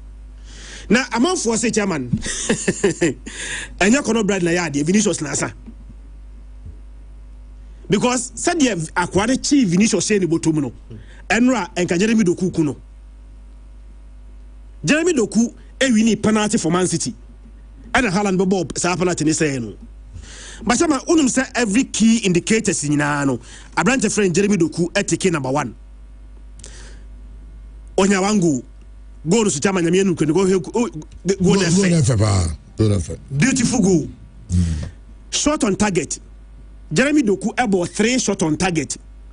And number 1, there's no player on the game now when you have more shot on target than Jeremy Doku. Chances created 3, number 1 on the field. Touches in the opposition box 11, he was number 1. Dribbles attempted 10, number 1. Dribbles completed 7 or number 1 and also a penalty Haaland about to train. Chama minim baby a mijine party. Sebeti mi akacho se Liverpool bet me defend the league title no die. Minim do beji die. But when say Liverpool lose league no, they can win it. Ade answer mo when say omu lose ye no. Na City awini. Arsenal chama Arsenal shekura na Arsenal 1 point beka hu. So before this week, you know, the gap between Liverpool, no, aside between Arsenal, no, aside extended by 1 point. To me, no, ya doing say team one nanka or Nanya better open international break reply Liverpool. Omosaka. Arsenal and Sunderland able 2-2. Chamanin by Adrian say, mo game na mo born and rano. Mo goalkeeper in Benjuma that most of the games are keep clean sheet. Oh yeah. One to be clean sheet here. But he was super. Me say at 2-1. Game near 2-1. On your air double save on it Brian Broby. And you can double save net triple. We got first one, second one. And there was another save via Chamo. Yes, save you know who born. I know who born. Catch a board in ye. Etum onim by adwin say yemfa clean sheet as a goalkeeper. Even though he did not keep a clean sheet, but the performance, Chairman Minga say better, but as Belgium than most of the games now, boy, or keep a clean sheet. But sir, if one player back, Daniel Ballard, no chairman. What do you do now? Arsenal for Akranzo. Arsenal call a clean sheet, break 8 games, Arsenal call at the boy 2 minutes. But chairman, you're going to share the cake. Okay, game here 2-2, cast the boy we know. Chairman, this block. Me kind of commentator can say this block is as good as a goal. So when you compare goal, as good as Obiase goal. But for this block, but for this block, Chairman can move the game no consider true. Yeah. And where a block ready again a block here, more than to at them. I think it was just wonderful. Go no share no say member any bread athleticism. And the ball in the box in Chairman, 1 touch, 2nd touch, and a pump or the ball to an 81. He said the entity makes Arsenal and so a clean sheet to the twice why Chairman break a clean sheet, But I think in Castle woman said, Silano, as the lady, already 1 point. As I become points in home. I be the guy between many Liverpool. But you say, Chairman, may I show some back? Is there no money Liverpool in the Premier League? Any city. Is there any city? And at Chelsea. Just Chelsea grab 2. Liverpool, they say only Manchester with the same points. Liverpool 18, Manchester 18. And now Liverpool, I'm checking. I'm at 8. Some Buana. Liverpool, Manchester at 7. Liverpool at 8. And Manchester at 7. They say Manchester at first, some will treat you, woman. Into the head. What I say? And I saw that way I'm room now. And I'm going to Spurs 18, Aston Villa 18, Manchester United 18, Liverpool 18, Bournemouth 18. But Sunderland, they are there. Sunderland are doing very well. Sunderland are chucking some. Because Sunderland was Chelsea was Stamford Bridge. Yeah. And about dragging Arsenal. Omo team in your bad. Granit Xhaka omo dem say Cup of Nations in the bit team on pa. Sa o ma sidiki ni so be Cup of Nations. On players so the Granit Xhaka the boss at the double people. Omo nyina ko. Best 6 players omo team omo ko. Well, ba Barcelona ni afa show ajim say clean sheet the bedding. Me who say Romano Fabrizio I know the international treaty no. I say boom. Messi. Big news Messi. And I say Barca fans. It's a new say it was an MLS be call it break, so I'm a long break, And I say 4 months, right? Almost 5 months. 4 5 months. 5 months, 4 5 months no. Some Sina A4 peno Galatasaray ne A4 pen say come be loan ho. And my arms amfa. But said you boom you have Messi you have for suspect say Ebiana Messi be loan na mabasa. Yeah, didn't bet stadium na no.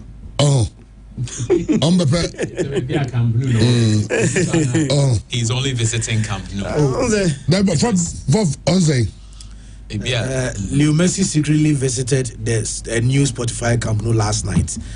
Last night I returned to the place that I miss with my soul, a place where I was immensely happy. I hope one day I can come back, and not just to say goodbye as a player, as I could never do. And there's been a video. Messi, secretly no Masa,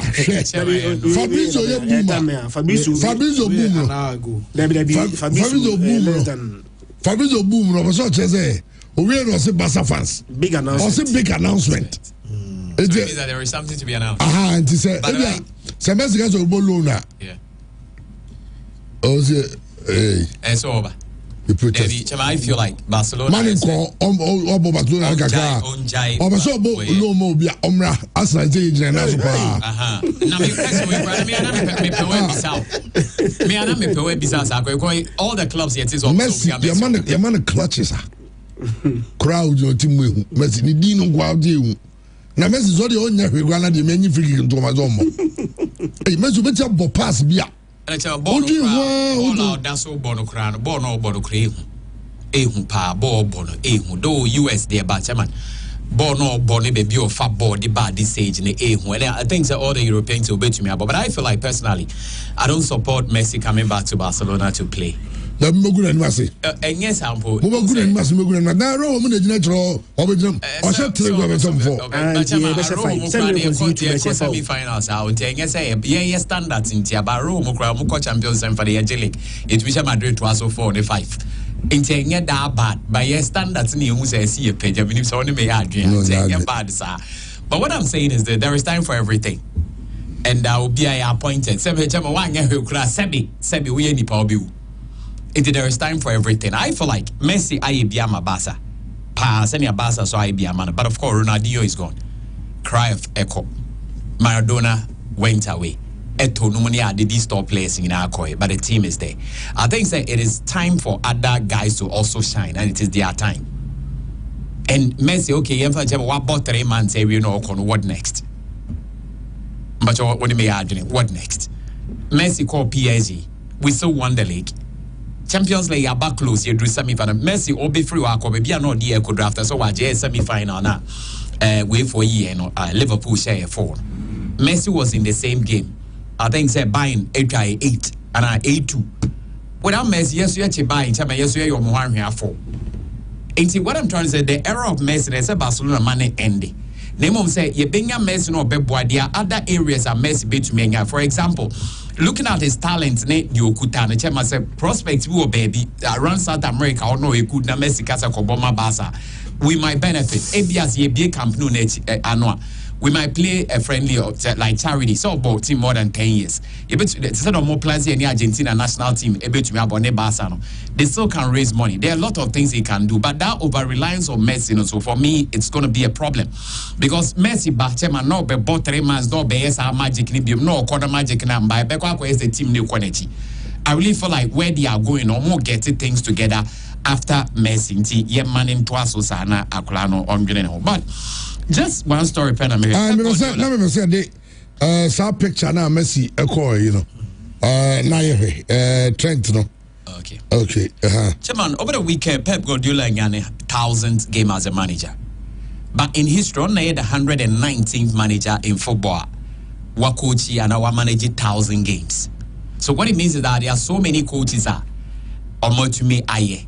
Intina and young one say ABS will be stay that long, and then the night money because Carlo Ancelotti or the crowd brutal, Jose Mourinho, Neil Warnock, Bobby Robson, Chapatoni, Chub Hankins, who obey ball listen on and on and on. But of course, their names be standing out. Those most popular, Fergie Wenger.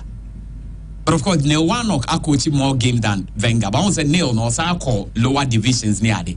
But we would then air the top level.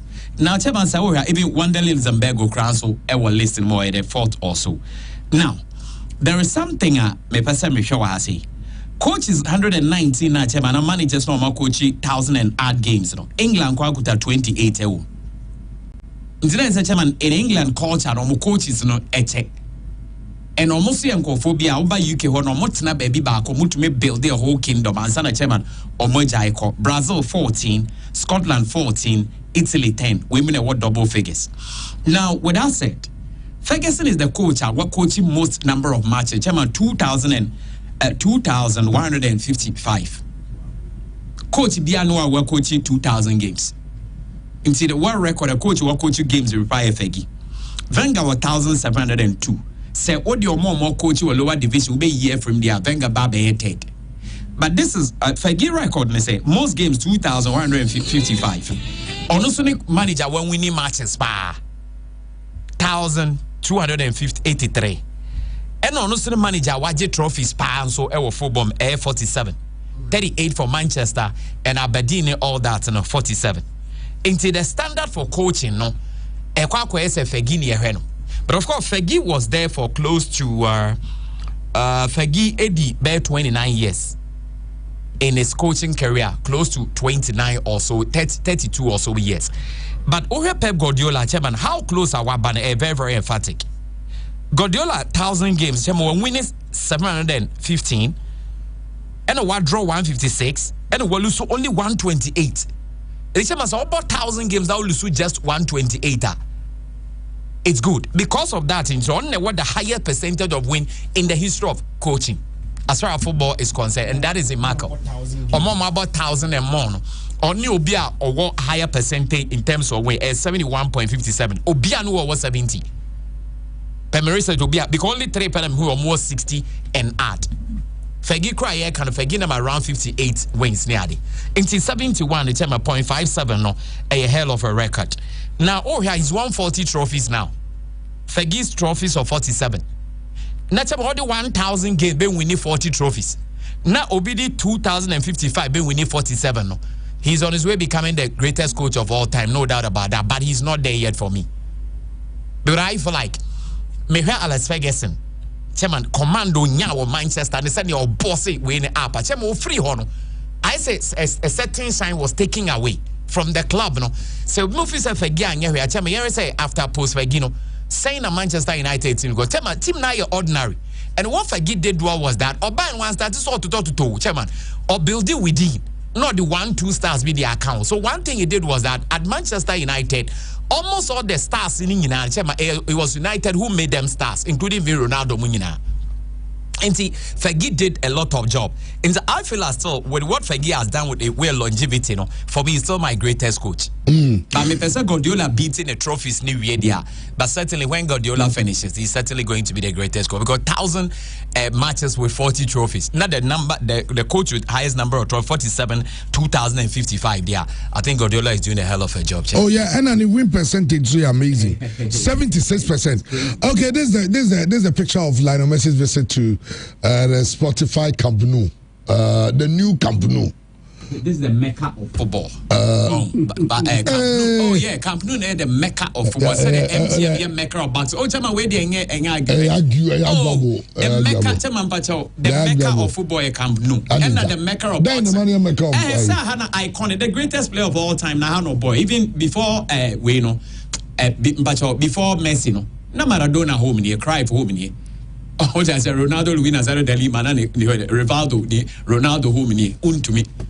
What the young now can say I said so Banabao, Banabao, a great Ronaldo, Luis Nazario, Delima, Bob boy, Pano.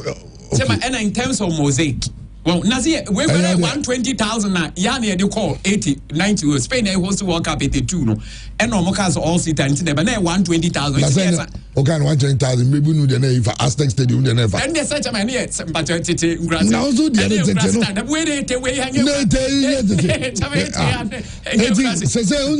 modern, a lot of the modern stadium, who are great facilities now. Now, I need expansion and Casa, or high Sobeti. Also, the new San Siro Muye, Sobeti by 4,000. Oh, video internet, a Zango for Zombie and Nukomo Grandma. I don't get any moment there. We say, San Siro, but as a baby, so we buy friends San Siro. Just a little. It was one team. The issue we buy and say foreign players and they mute. Into omono omojitum so omo don foreign players na be international. And na AC for near conservatives omo don omo local play. Into omo rivalry. It's a rivalry na o stadium the nyina okro ba so ba wo ba this is why di na evangelism. And no make us say no some be no cabo mato stadium.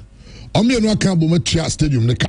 Omo ba be innovation omo use. Yes. Some be no matimi cabo e ba ska ade o so moto de matimi cabo mato. Yeah to. They did to no mo pesta be fan to because stadium back we buy the dingo. I say you be was an opposite friend. Now say go kwaju be ni has be tell say go go ball baba eh Kumasi Sports Stadium. O me tia friend be one for na grass for stadium. I say wow. So sacrifice that ever ball stadium. Yeah. Sacrifice the ball me tia to go for stadium. No, it's too bad. Okay, Yamra, yes, Amra, your local scene in Mubium. And of course, the team for Cecilia Adriania. Yadike discussed the first 40 minutes now. Yadia cast and take on the corner had to focus. I know, sir. So when you're giving the area, they're sure say if you're doing the show now, Obesama highlights, I can trend Besame highlights. But, okay. It's Baba and Ohinijan. It's you be our wee boyfriend Baba. Say a wee boyfriend Ohinijana. Ghana buying a house. The professor just saw his house for the and kind for Nam Pramia Vanto. And Omoye, ya say, I wouldn't cranny. That's just on my back. Anyway, no more for Buza Baba, Sabi, Oyazantini. I said it did that. When you tell me, say Baba had your boko to continue, almost so person has needy, and that's all. Now, you need to be the first FA president holding Ghana football. And he did very well for us. Anyway, but Yamra results, saying league games, over the weekend. It started on Friday. Basaskola, we shocked a lot of people. Let's just have to know in fact, Hoho won in the first half. I can't carry my game na baby na Nations FC Timothy Omoka. Dr. Kwame Sports Complex. On Friday. On Saturday, game and for Paripano. Diana Stars in Mediama. Crouch game. Because Diana FC. Atapo kunim bakun. Diana FC enemy Diama. Na the tennis on be no boy no be an shibi. Goalless. Game ni and goalless. And so, Vision FC, S11 one has come in Momutimu Bako. Emmanuel Senja, any Meshagajete, Omian the Shego Suma Vision, and I'm at Yamponsa, and Sunya the consolation for 11 wonders. On Sunday, Basaka Holy Stars, SMU, Baby Go Stars, and Timian, Prince Ajimai, and Prince Trebois, the two princes, Omo and the Shego, no.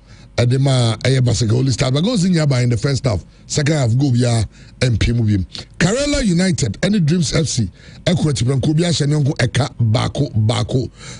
Malik Abubakar, and I said the first goal for Kerala in the 7th minute. In fact, he started second half now. And Suraj Sidhu, so Ete Kalanti. You have 2 quick goals in ASI game, and 2 early goals. Early goal in the first half and very early goal in the second half as well. Samates and Sweden All Blacks, as you see, Samates Shabako, All Blacks and Timiante. Heart of Lions, as you become Charles Kabako and Timiante, Paul Ateje the share as our goal. Young Apostles, and so she became a coming and some Timumi. Okay. And I had to game on so any Santiago boy and Morphine Dozo the penalty and on a separate the 2 teams and so Yadika penalty call no Eddie Atremo Yadika the back pass by from and I see from Osensibi. I know what say. On say Opo boss score like one more scorer. So has no go there now the scorers now. But Unti. Seconds I said the hard. And then the boss I said Vimbi never. My boy Boba Baseke Holy Stars. Vision FC Dreams FC. Mabubo Munina. And the man Kakwe Samatex man Ghana. Young Apostles in between the man scorers. They have 5 goal scorers on them. Issa Eshego Nyabila Vincent Mobila also Shego Young Apostles became so Ogesinokra was on the score sheet Nyabote and I'm on free dozo also Shego and that one the only highest player on the party was that in the okay, now we better gas on busy. Yeah, I share we know best that I share him. No, we don't know why the son. I have one by. Chamonde washa has in the Omoni Aja come to the sick mo. I beg you, guy. I beg you. Oh, they uncle, you're going to be doing for say, Emra. Now you're wrapping things up. So say, Diana Stars and a lady, Diana FC. You guys keep writing Diana Stars. My God, there's almost so much changing Dino from a Diana Stars to a Diana FC. Omolidi by 9 points. By 19 points. About 9 matches. On Sunday, Omnia Santiago Barbara Stadium. That's going to be a crunch one. And they say any Kongo fans in the game the power. Mediama Tosumi almost 9 games, almost over 18 points. Heart of Lions Tosumi and with 18 points. Baby Gold Stars 16 points. Hearts of Oak 16 points. Hearts the 5th. 6th Air Samates with 16 points. 7th the Santiago Roko. Almost 14 points. Now the 10th say Santiago Roko games me and I was say Omobo Kodogo game with Vision FC on Wednesday. They have a game with Young Apostles and almost our game with Basake Holy Stars. So Santiago to me we need 3 games, I be kind of 14 points now on one. Next Santiago got 23 points. Nansa Kotoko benya a 4-point lead of Offside said Diana no that's so now. I just say Obecha a 5-point lead. I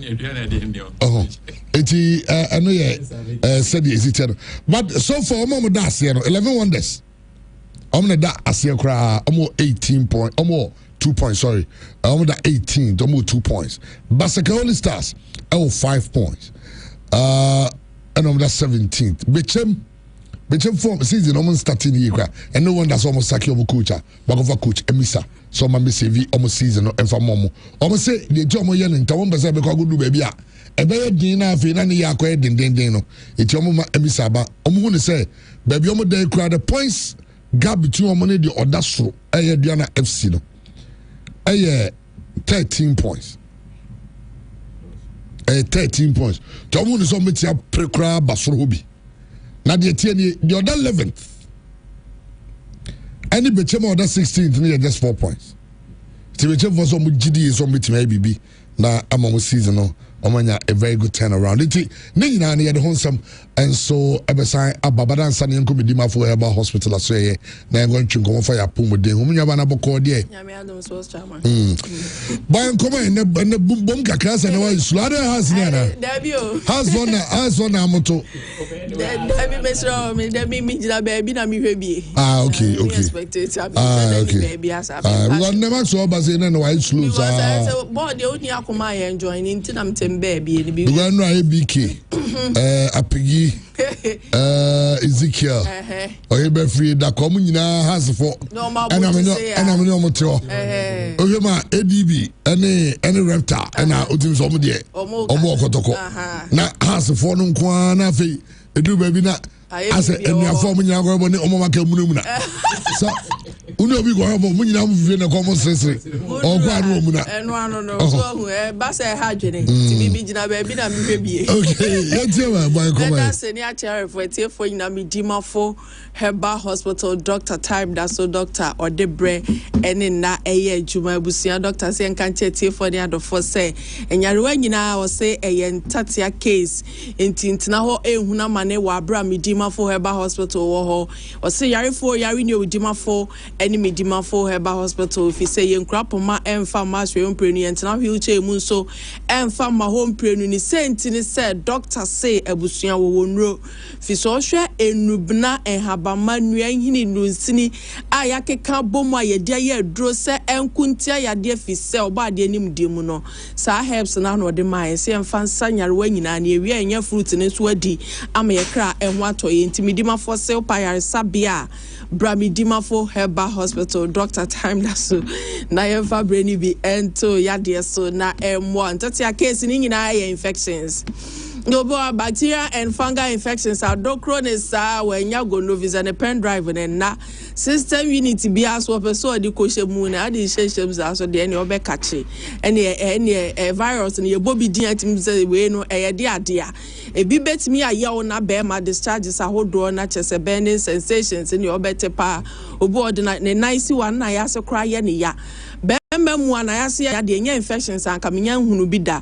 A busia when you bet me a cacao, which is a whole draw me to my force and can't say, you go no and a wakotia fabra. Now for my professional lab technicians and remogenim. Near Swano man, I mean, Dima for lab honor a busia rahonoma. A chain big hospital lab, and your man some honor and yes, I'm get to draw quad when it's brewing tea bratches say, Yenim Denia boy and won't see a bois. Ama yare hwedwuma die no etimi akonkan intimidima for se wadaro mabrayo ba na gono ni bitil so abramidima for Herba Hospital odepoa adwa himfi aboso nyoma nsedanko ya eyemidima for Herba Hospital Dr. Time da so ntibrane fa time ni bi ento ya de so sisi ade kwankwa na etel so obu ha enwuma a woye no Buano na ni sisi ni ya ni ya fisa sabi o utu wala se tu form ye construction a enkoba so sisi ho badwo ne da bi intimidima force men kancho se ya no hyase basa na bramidima for Herba Hospital be pedro na ya no anyi sisi na amoso fisa bo na ye bo ne page so daytime no abusuafo de bo na na dwoda so mu ne ahoma chenom ne bi okra mo de ne ye mid morning nom ne sala ala ne ye bo ne wodam na ɛyɛ 4-legged ball no abusua de me kan say osisi ya wintime mo because sisie na edi behima kwa aba no wo de na aye stiff na ɛda hɔ akwa na nkwa dɔfo bi be prepare na wani ho hanto adan a me sisi na me ha na den we yasa na de kaka ese adwanam timi di ma force men kan cho say sisi ade akwankrete so a ɛkye ni padua mente okuta poma no fabra ne emfa time ni bi ento yade so yafunu mu kura hodo obi wo hɔ a osa no ne bo ano odi aduane bi a heartburns ahodo na ne bo ewe ne saa obi so de na didi pachi anima na se ne yafunu ni mekotoma no wo ne nan ebi de ewo ne minimu medimafo se osa ne de yakora ne se de agye obo akantan so na say afa wachi kase honom na onfe baabi apapat no ehuna mane no ha dwene papa entimidimafo se fabra na yade friend osa ne yentu ase emfama wo malaria wo koko eto so afabra midimafo because koko ni bi wo ha na anwenwene woto watimi se nioma nse da nko ye midimafo se sorry bra afedio ya ne meki wo mojare ya de no midimafo se eja ni subiri untimi nya adwuma eden because utia fuma na so person sorry a ujibun boso ani so achinsan sa na wakoma na juhwim na ohuna mane midimafo se entena ma moja wo nipadua mu no enwe sa fi so ka fi wo se ebeja akwan mu nti se wa hunu ambo moja ho ban na da bia so te na drop abusua de how bebro eye doctor time da so se wadaro ma bra ne fa brani bi ento ya de so ne mo asa akwan ne so midimafo se en kan cho se atwuma ebuakwa agogo ene owo a wo ye adwuma nti hwehwe na ade ebohwi na kɔ udru enkran nyame bo akina ne wuku adane ne ya wadane fi adaso na enkran pompuni mantam nso ubehunu midimafo heba hospital ewo poku ase mayira udru interchange na se ho no pe beti anse e pa midimafo time da so na chese wafroka ekɔ hobi na doctor edu yare ho nsam edi amawo be ma check prostate if it's a prostate na no na manage jonso sam so jonso sam bebe yes pia abusuafo your prostate na nunti na wo de ne ka ne ho na ye inflame na say enlargement na say ebeda ne kokram bi betomu ani akotwa ne ahye rubber no nyesa Johnson ko ntimi njunso bi ntimi dima force men kan cho say Johnson sam ye na show prostate ni ye na mo a wa wo ho nsam so eno so one ne wo twa kan ntimi dima force prostate ni ye mfandi agro bo de ho ban na kofa how am road da bi da achi midima force men kan cho say ya de bi abesinse wi my friend kidney ya de no time da so midima for eba hospital ni na watwe miensa senti ni say o si yekwaja ahwe baby quite long time no be kwa ba na unhunu sunsanso ntina midimafo ba na wa ma abre tunim se hwie bebosumi de me nkomra mprenu ni de na rade nam ne so asem manimonyam ntina ye de time eto yade so no entina watwe miensa de wakọ test ni kidney yeso anya kidney failure no emfambra midimafo e ba hospital ni test ni anya ne positive emfama se kidney ni djuma so no edoso ubedi dia mafia famu akoni padua ni muntimi fa wani nhunu kidney no na de sa how ni nyina beba abonten tu kwa na ntimi nya adwuma na echese fi na ka system nim eba so aso de nyarewa bebro midimafo eba hospital doctor time da so say enonum nuane nrobi eni aduane ni nsuo bi a ewudro no mahyemu ma ye say emma energy wani beba nso na atọ pressure to kidney ne so doctor say wada ma fa de ne bra ne emfa time ni bi ento so ye wie no ebe check pressure abusuafo nhwemu kire say pressure no wa blood high blood pressure kese pa no utimi nya stroke fi se sa ya de na free stroke entimi dimafo se Brian managing regulatory pressure ne maw na wankwa chichira mesuru de na entumika 140 150 e basa na ehu yaba midimafo se pressure hu nsem no eye na watwe mienu de o stroke nwodwe ya de a wotenka se enuoma e fa ne system mu no wampe ho asem ana mo antu a ebe ye how kese no emra midimafo e ba hospital stroke ne ba titiriti ya wo so ho na asa won se poapoa asa wo ho na aye staff utini mu entene wo be stress ne sa ansa na bia timi atene enu akire no ani subrita wo so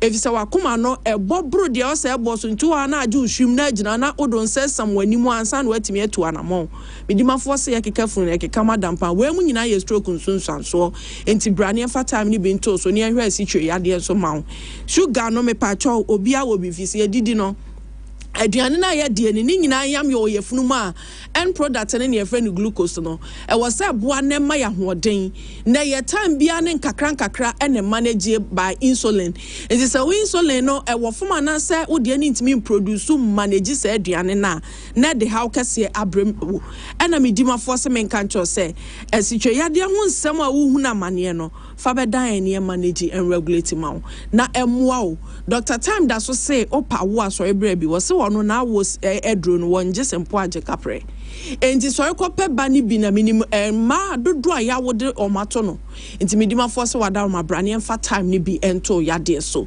uye nu akire na o se enka nchete fo ne adofo say infections ye nompe to obi o ha ni dompe no emu aye ha evise echini ene srade enom ne cartilage de friend gregro na esisi nompe ni mu no eboa no wo de no enyini affect no ono num no bi I am prescribe ma wo eno so affect no infections so ebetimi ama na rewe ena medima force dompe ni hye a wontimi mfa wani ekan ehunu emubu a ena abe sese na dompe ni ni ahoden entu chepe ujonku sa ha na betena kasa ni so ama wachi bramu tutu na honam etutu ewo nkasa emu no abusuafo say osteoarthritis osteoporosis and fabra medima fo heba hospital Dr. Time da so na no so ye nhwem afise no so eka entatia case no ho Oye be mana wo low sperm counter medimafo nkwamwa ni so a nti untime nwo basa hadwene Dr. Time da so se o mema sam nya enu de na bobo fi se be ma no ne adidi mensem o so abota kuntan ade ne emu adwuma sa ma ne besrew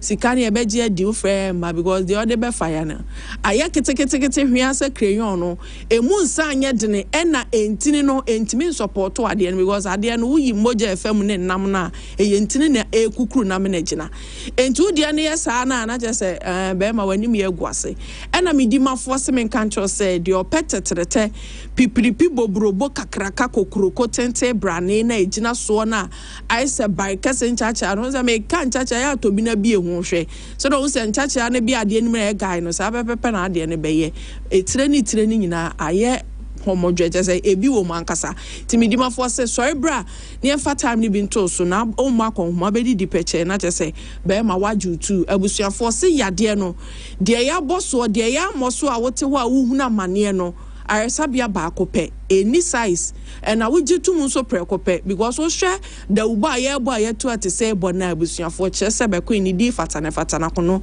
abaso body ye ni bi international ni local one dey 100 entimidima for se wada ma bra numbers are ye didi jumanom ay 0244 77 4282 0244 77 4282 0244 77 4282 0500 727215 0500 727215 0500 727215 Doctor say ope so onu ankasa kasa ope premium service Friday 101 Siano Ewon Crying.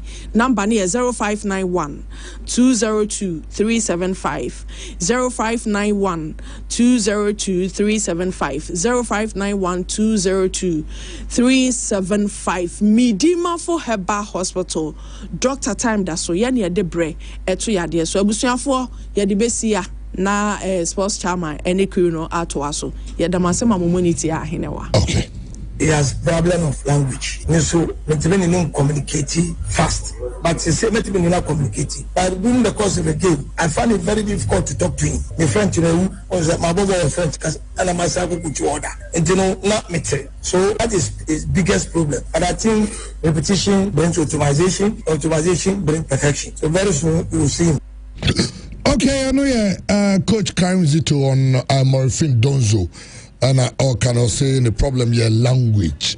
Okay, did it Dramani is after game, or say any game and I was say how to fuck Elusi. I think we don't deserve to lose, in my opinion, and in the opinion of everyone who was, observing, not just watching. If really you observe the game, you could see that we control some portions of the game, and then in some other portions where protocol are also dangerous in terms of their transitional play, we didn't do well. It's an area we want to continuously improve. The second half was a completely different story. What accounted for that slow start? I think still in the first half we still control major parts of the game, and then you can expect that in some games there will be moments where you struggle with certain aspects, where finding it difficult to find the necessary spaces.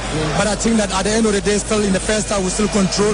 When we're controlling was when we considered the penalty, which I still have my doubt on. Do you think it was a legitimate call? I think it was so easy, even though we could have defended better, in my opinion, because we are trained on this, that we try to be bold, we try to be courageous, and then to deal with the player in the wider area. Okay, coach Masao Didi Dramani in Sama or the Tuga.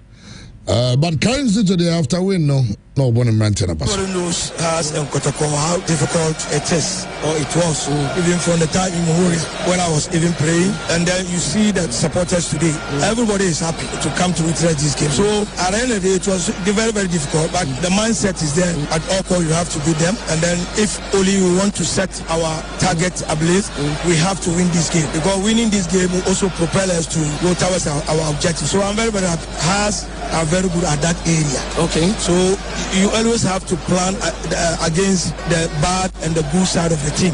So this is what we did. We watch and then we saw that if we allow Amanko to be going, we also have a problem. So this is a case we force him to come back. Instead of to go and add pressure, he couldn't make it. So that was why we allowed him to go and come, just to disturb him, to stop him from going. I know, coach Karim Zito. Also then no change the tactics say, and also Mama Kwabefi be our own man in him, and we keep it tabs no on him, and not all chichi but the players no Bujina Park no so George Parku Kasai because say it was a good or say it was a good game against Asante Kotoko or say Omuye Bibia Sanka Ombitimi about whom we need the name that is football. I think it was a good game and then an intense game where we dominated the game. I think we could have won. That's football. Sometimes when you don't take the right decisions in the final third, you can do some mistakes and you concede some goals. That's massive. In the final third, the decisions you make, the coach cannot control it. It's always about the players. You can only bring up the ideas how to play, how you need to play, but some decisions you cannot make. So I think there's a game where we control and we still show our identity. Okay, and here George Parku, but darling from the bus, so when saw the players in the and some of them really impressed. In fact, this was saying Mohammed Boy, brilliant chap, very good player. Then me the oye after game and I beat Chago Fancy Bibraman. Hamza Issa they see a kind of wasema. Hamza Issa so Raphael and Ponsa. Has a good decent team. The only thing mistakes at the back.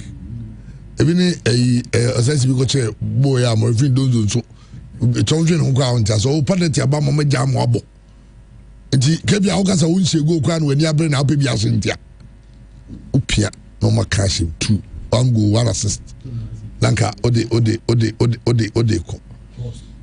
Ayi South Cross we so ma ayi or even view that go bufu pa. But it is Sambo Neil. After game or say it was easy. Asofok is a strong side, and the game was not easy. But this night we was very determined to win the game. Anytime when you play Asofok is a particular game, so you don't need someone to tell you that go and play well. You need to be focused and push yourself. Very, very good and like. What message do you have for the fans going into the rest of the season? They are always behind us, and I'll tell them to continue to be behind us, and we are taking it game by game. So today we are celebrating a win against our rival, and they should continue to be behind us. I know you're Sambo O'Neill, and I know Kokula be the message. I have a question for you, BKB. If Sambo O'Neill were to be a Ghanaian, would he have gotten a call up to Black Stars? I am very sure.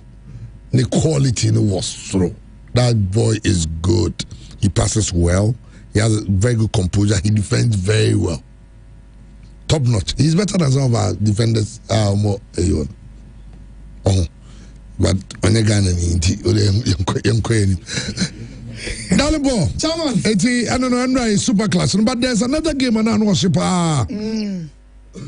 game Bakwa. In fact, let me meet you with 2 places at the time I can maybe.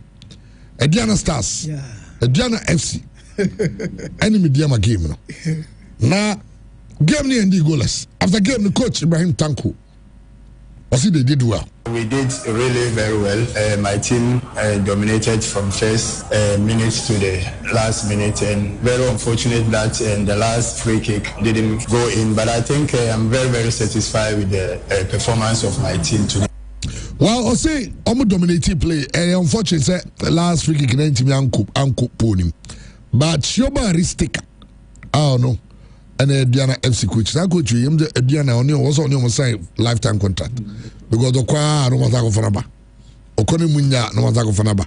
Okone Munya no matter for Naba. And James also honestly they played against a very good medium side. Second half was a medium first 15 minutes coming again inside in the game to refresh us.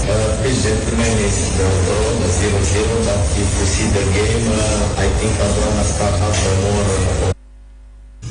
Eti eno ye ensama aristika so the tuja Dalibor Chairman yanyana yankwe na Chairman I think say me sha say e dey free baby adiwe na Eduana etnefie about draw to Mediama no was the same scoreline omunya last season Mediama ko board draw and was share Eduana with fie into omunya 4 points over Eduana, and this season Eduana hasn't been bad. I'm going to try some better magic league, you know, because I'm going to make a lot of signings, but it looks like say Mediama and so try so no subet me ako toe to toe with Adriana Bobo Kono because any all kind of title contenders now won't mean can you Mediama and frame Choba Aristika I'm young so quality enough so bet him get team bia ofie but Mediama. And so actually say almost person mutimi be in the Ghana Premier League and me free said this drawn game no ebe boa Mediama pa.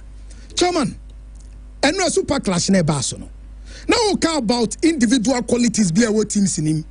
O player been there using control say. Emu dia Abroduku. Oh, Abroduku dia no chairman onye instant yo a project. Onye be free that was in control say. Now be Abroduku studio ha. Obeba no abeba ha be pay your office to so. Chairman. See. Oh, Mami cultural godfather say. So what here did the drama in sem na o kana. Frank Abroduku last season share 3 goals na Dema Vision FC. And the date go val. A project, a long-term project. And he said it. When Oba and he said our short-term project, mid-term project, a long-term project. And to know you soon as a long-term project. How do we are trying a long-term project? Sana didika.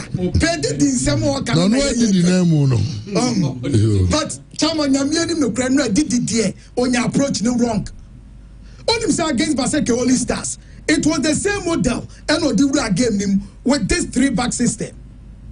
But this is a gamer who come and Walusu David Opanfrane. Walusu Godwin Kuju. And in that game, these 2 players involution wow with a win. And on this side they say okay, and we say David Opanfrane niwo, Godwin Kuju niwo, but on the baba demubeba, Ali Muhammad free injury ba, and to Adomumi and Sabebo actually. No about Yaman Kwabe on the right side of the defense. No about Brantford Mensah on the left side of the defense. And these 2 players able as wing backs. And 2 tie Zito and Semna no kana. Or say no percent or stopping Yaman Kwabe because of power or add a lot to the attack. So we show Yaman Kwabe with his profiler on your defender or your winger. And when it comes to say on joining attack now, or give you a lot to us folk attacking transitions, you know. And unti ananezito can say or switch players. Emma Pitami do akwa that side. Say they be on team joining attack ni bebre. But Nyamianu no kre with Enra that 3-5-2 now. Coach Didi Dramani started yani adia amwano. Enra kotoko in the first half. E control e yemfinfin Omunya total dominant, especially in the first half. Now stadium more chairman. and on him by adwin say yes now Rafael and Ponsa individual quality no otimi ye one or two skill be 10 any ade but yeah, cap players now who say for new overloads in the midfield and Omojibona they have very good players chairman etimi buomo in their transition top performer our Hartford side na me the bema Rafael and Ponsa and no me no anya bad kura when Abdul Karim Obem no say yes Mauli Wayo Martin Kakarimu very good skill setter omo bar into play ebe boas folk but all probably or starting a game now me free say na open no more game pa na Rafael and Ponsa chairman and now Rafael and Ponsa now he was just unstoppable how now ultimate 10 and found any numbers now no one feel on the chairman no you unstoppable Rafael and Ponsa yes and me sure say we need Jane. Oh yeah, he was good. I mean, I'm not Hussein. No, I'm the impressive. Hussein no anya ba. Hussein yeah, but Asante gonna console. Yes, continue the Sambo now, chairman. Sambo now. That guy is good. Yes. But you go good. I be say I'm sending message for France after home, and I go go say was say he's calm and a good reader of the game. Yes. One of his strengths, an intelligence. Yeah. Ultimately, read the game. Oh, he reads the game. Very good. Oh yeah, centre back and so good as one of those things. And very good. And I'll say Kotoko should sack 7 players and use their money to renew his contract. Hey.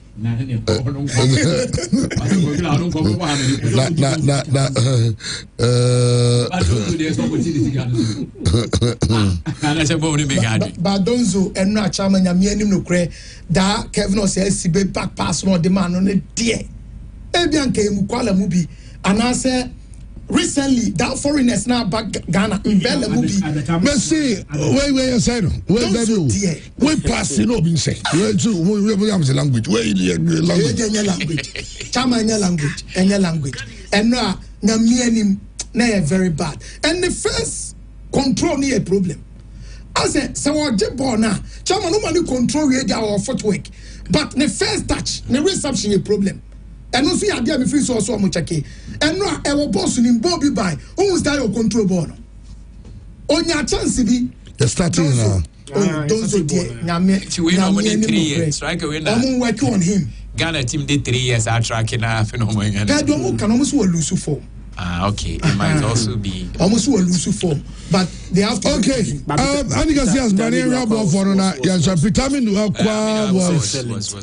was brilliant. In fact, he was a handful for now Muntimino. Yeah, now defenders in I think these players ain't lose to us in a league game. Wow. Since some baby lose to us. I'm bench behind. Has a bench no good bench behind it. Women almost are which not good enough to play the animal. Wow. Jai. Okay, Andy. Once again, Andy, say trend by me ready and go there to so. Now. Nasi. Papa. Na no ase woda form. The Koyensi. Yes. Saturday ebe e na omode oba penny comfort akosua dede. Okay. Chamena that screen so no. The to the omode ne ntompem e wo take ijazongo ho ne ni fie. Na yabaye wufu somama no Saturday November 2025 15th. I was in Paul's Roman Catholic Church. I was St. Paul's. Yeah. I take a just cemetery. Now the same Saturday na one better KUS community center. Na omaye tie na champion baba na no na see you weekend here be ti chama on invite na ba me so say we can intimi ka say you nko nje me no Saturday na no ye de be da ka say e go na o chinya ye go tane chi na ya go tinanim na nenso no so say o dom tanechi okay so but a very special happy birthday to Helena Edujemfi Confanoti Bank PLC Otafo branch Mrs. A special happy birthday coming from your husband Chiba for or say we are so obeying na unkwa na atenase. I say unkwa ni bibia na atenase na Andy only let you for cars na platform said you see hard in table phone said you see hard in but say on na game hard in the bibia ka say you know Helena tenase tina oyin the door for no enti Helena say we show happy birthday ni kan so do pa okay enti na say no Gracias. Ode above one body any mum. My gala bibi also say ene. Yeah wish a nebra penny wife so happy birthday man. Joyce Osebunsu ewo UK. Joyce Osebunsu. Happy birthday. The senior brother of my gala bibi name and no. In fact, Niku Elder Kokuanani UK or no, I say I wish you happy birthday. Happy birthday. I mean, Marco Tinting. Now, on from Fradu Munkwadu, me say time with the ship dealer da. All right, Joyce, happy birthday to you. Cassius. I'm saying the apology about this year.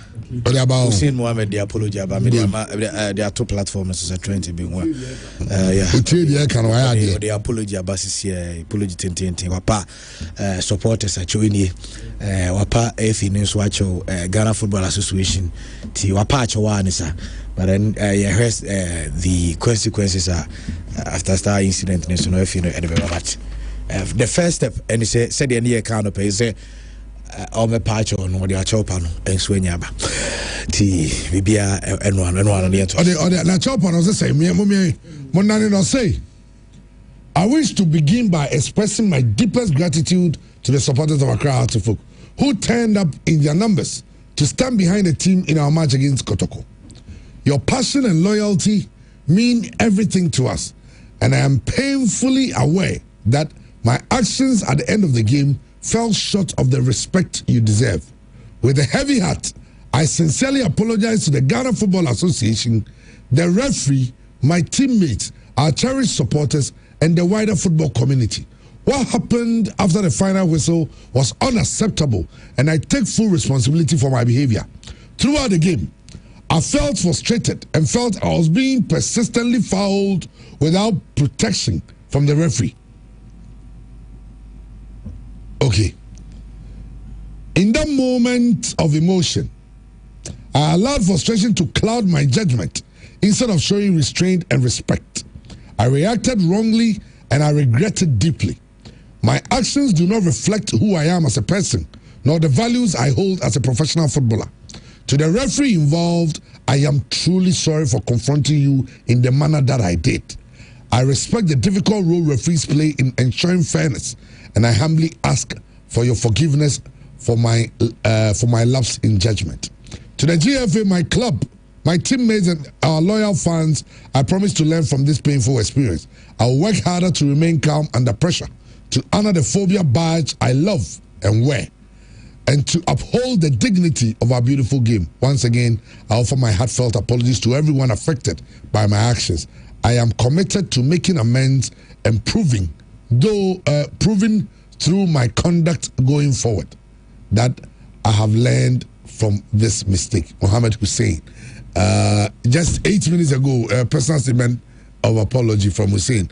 And on the two, ne Facebook. And it's a photo I the mine and the Biana, the Channel Science People Council radio gets results. And some I can and ye appeal to as a companion for ye treat your mute among Jana BBC and Kosono. Akoso. But someone taking a step further. The step further is that he should pick up a phone to call the referee. They say, baby, I do know.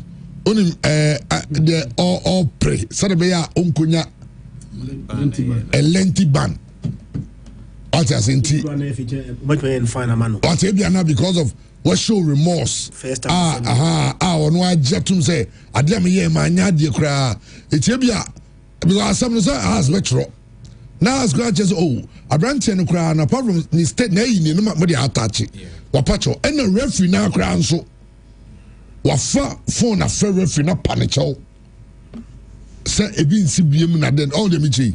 These statements will do better than the House of Folk statement. No matter you support us and say na you hear referee be na you to guarantee the safety no and massa. When dealing with this matter, the boy's career is what we are talking about. Because referee ball no the ball come. Look no. Major incidents a bear mean it looks like the referees were right. It's me and Yabutre. I know say very painful. Also, what can you buy? I also more money maybe be but no president cap no or one you go yours or your mistake. Now mistake now 2 minutes because the referee made the game beam. And there's also some pen. Omedi ball no because I almost have bet for 53 points on. Okay, and then when you say okay, Gazias. Gazias. Yeah, what for? Go with me. That will be.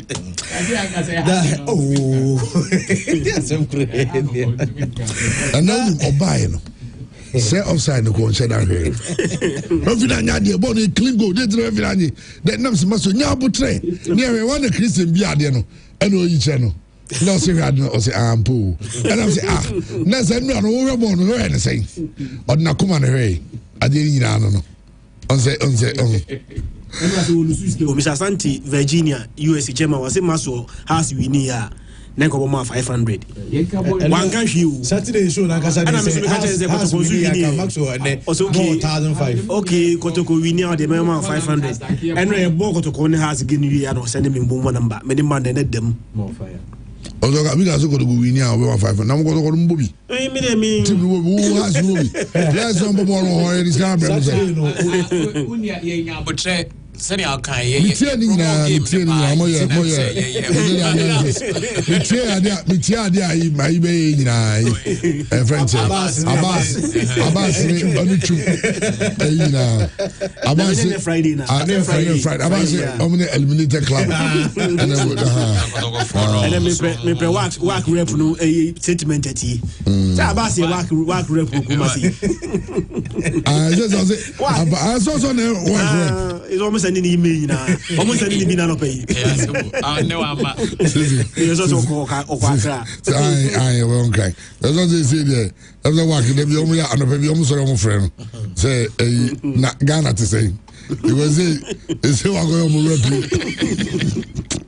Ghana was you team number how much we more number Ghana the omo show bia o. Sana o. That team was going up to go for. Oh, okay. Well, yenya links and so Gazias links and so worry in a very colorful ceremony in Accra, and trust me, I mean in the energy we're all there, myself, manager, Fuga, ABK, Apigi, Kwame Eugene, the rock star. If I do be selling yani in a man, oh, so the mutu bio.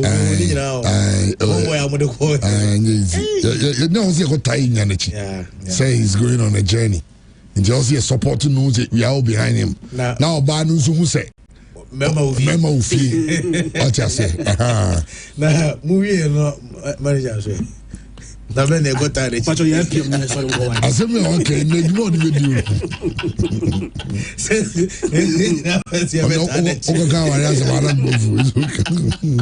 All right, yeah. But and young cases so more Bianti. Yes, starting in the year.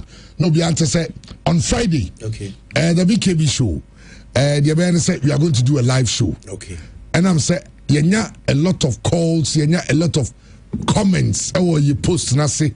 The last edition, any lawyer Clement Opoku Jemfi, Esquire, CID. Yenene about marriage. I know cheche marriage is muno. I'm going to say there are questions on Mubusa, so there will be a part 2 of that. I bear live. Now you better deal with divorce. How would Jawari at a man who kind to marry again. Now there's a way old done in the say and worry. To marry again. Under which circumstances? How long does it take? And it's adding in auntie. I'm going to prepare more questions. Okay. Then you have a live phoning segment. You have a video calling and it's adding so that there'll be an interaction with Esquire, the lawyer. No wakyekye no obiara come ato ne yam. Explanation was explanation was explicit. Amanfo obiara na nije hu na amanfo busa say very educative. Enti the another one beba na yahwe this Friday. Andy, what's the time? Yes, 6. Yeah, 6 p.m. 6 p.m. live. The BKB show on YouTube. 6 p.m. live. Na yetimi yesa all interactions in Friday we are. Friday live ne be no le live na ope. Enum ka ho live. From the BKB studios live. Eti Andy Lens where the nini Lens where the Lens in the wife. Oh, none fe. What's that? And say me who's your move is okay. I'm by in edge train come now. Now also me becha brothers. Me and so here first say our fatano. Lens angasano. Bema tintin kese. No some penny once a move. TV de when you ade. Yankasa ni cruise no bema o beto. There's a you know. Is it because you have on to be why? Is it ABK you know so worry na 70-year-old man. When you ultimate trials are you know worry. Okay, you're buffer. The new STC GH Express